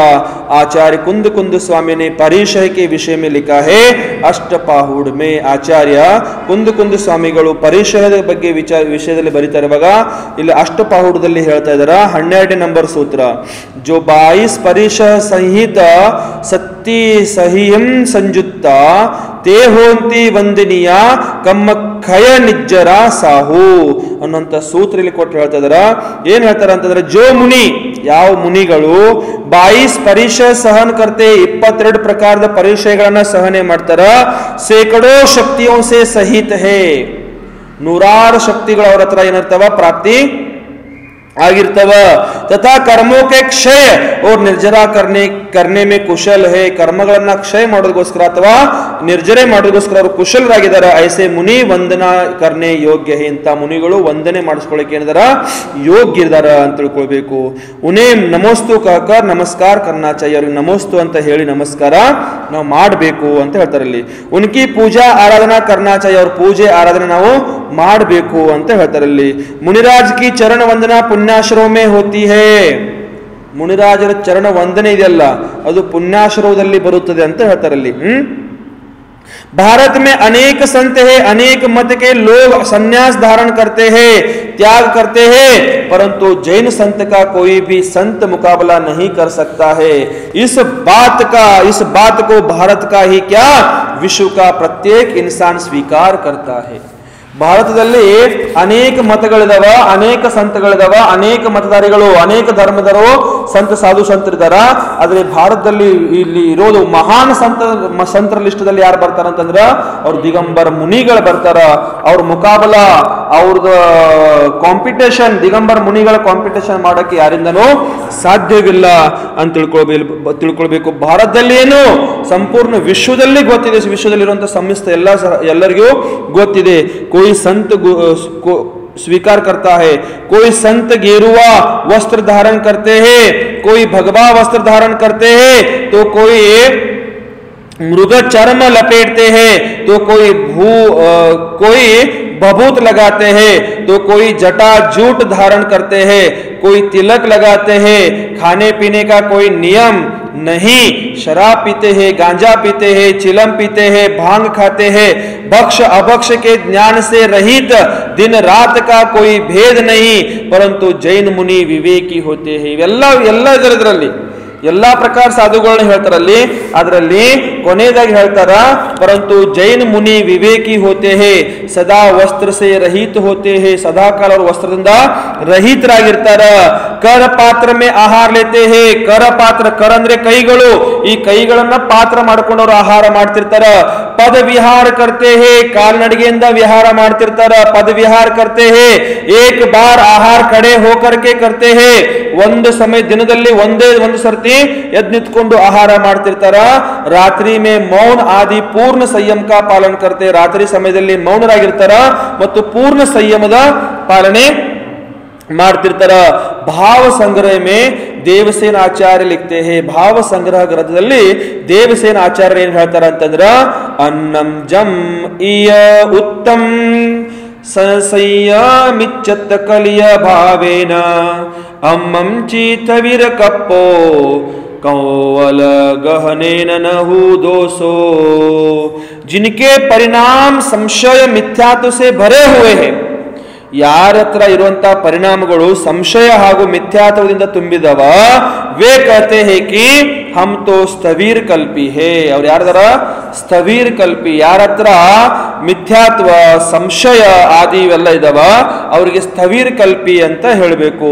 ಇಸ್ಲಿಯೇ ಹಮ್ಕೋ ಕಂವಲ್ ಗ್ರಹಣ ಕರ್ನೆ ಮೇ ಕೋಯಿ ದೋಷ ನಹಿ ಲಗ್ತಾ, ನಾವು ಕವಲಾಹಾರಿಗಳನ್ನ ತಿಳ್ಕೊಂಡಕ್ಕೆ ದೋಷ ನಮ್ಮಲ್ಲಿ ಇಲ್ಲ ಅಂತ ತಿಳ್ಕೊಳ್ಬೇಕು. ಕಂವಲಿ ಅಂತಂದ್ರೆ ಐಸಾ ಕಹಾ ಜಾತಾ है कि कंवल वस्त्र, कुंडी, दंड, सोना, रत्नों के बर्तन, ये सब स्वर्ग मोक्ष के कारण हैं. इनमें किसी प्रकार की भ्रांति नहीं है, पर ऐसा मानना उचित नहीं है, क्योंकि आचार्य कहते हैं 118 गाथा में कि कंवल, दंड, वस्त्र, कुंडी, सोना, रत्नों के बर्तन रखना आदि स्थवीर कल्प नहीं है, किंतु यह तो गृहस्थ कल्प है. ಇದು ಸ್ಥವೀರ್ ಕಲ್ಪಿಗಳದಲ್ಲ, ಇದು ಯಾವುದಿದೆ? ಇದು ಗೃಹಸ್ಥರದಿದೆ, ಗೃಹಸ್ಥರ ಕೆಲಸ ಇದೆ. ಯಾರಿಗೆ ಇವು ದಿಗಂಬರ ಮುನಿಗಳಿಗೆ ಇವೆಲ್ಲ ಯಾವುದು ಅಗತ್ಯ ಇಲ್ಲ. ಕಂಬಲ್ ಅಂದ್ರೇನ, ಕಂಬಲ್ ಅಂದ್ರೆ ಹೊಚ್ಕೊಳ್ಳೋದು, ಹೊಂದ್ಕೊಳ್ಳೋದು ಇರ್ತಾವ ನೋಡ್ರಿ, ಕಂಬಲ್ ಕಂಬಲ್ ಅಂತ ಹೇಳ್ತೀವಿ ಅದಕ್ಕೆ, ಅದು ಈ ಪ್ರಕಾರ ತಿಳ್ಕೊಳ್ಬೇಕು. ಗೃहस्थ कल्प को स्थविर कल्प मानने की कल्पना स्थविर कल्प से च्युत लोगों ने की है कि जैन आगम में जिन कल्पी एवं स्थविर कल्पी ऐसे दो प्रकार के मुनि के भेद बताए हैं. जिन कल्पी का स्वरूप भाव संग्रह में इस प्रकार से प्रतिपादित है. यथा ಈ ಪ್ರಕಾರ ಮುಂದೆ ಮತ್ತೆ 3-4 ಗಾಥೆಗಳನ್ನು ಕೊಟ್ಟಾರ. ಆ ಮುಂದೆ ಇರುವಂತ ಗಾಥೆಗಳನ್ನ ನಾವು ನಾಳೆ ತಿಳ್ಕೊಳ್ಳೋಣ ಅಂತ ಹೇಳಿ, ಓಂ ನಮಃ ಮಹಾವೀರ ಭಗವಾನ್ ಕಿ. बोधि समाधि परिणाम शुद्धि स्वात्मोपलब्धि शुभ सौख्य सिद्धि चिंता मनिम चिंतित वस्तु दाने त्वामंद्यमानस्य ममस्तु देवी. नमो अरिहंतानम नमो सिद्धानम नमो आयर्यानम नमो उवच्छायानम नमो लोये सौवसाहुनम. जय बोलो द्वादशांग जनवानी माता की जय.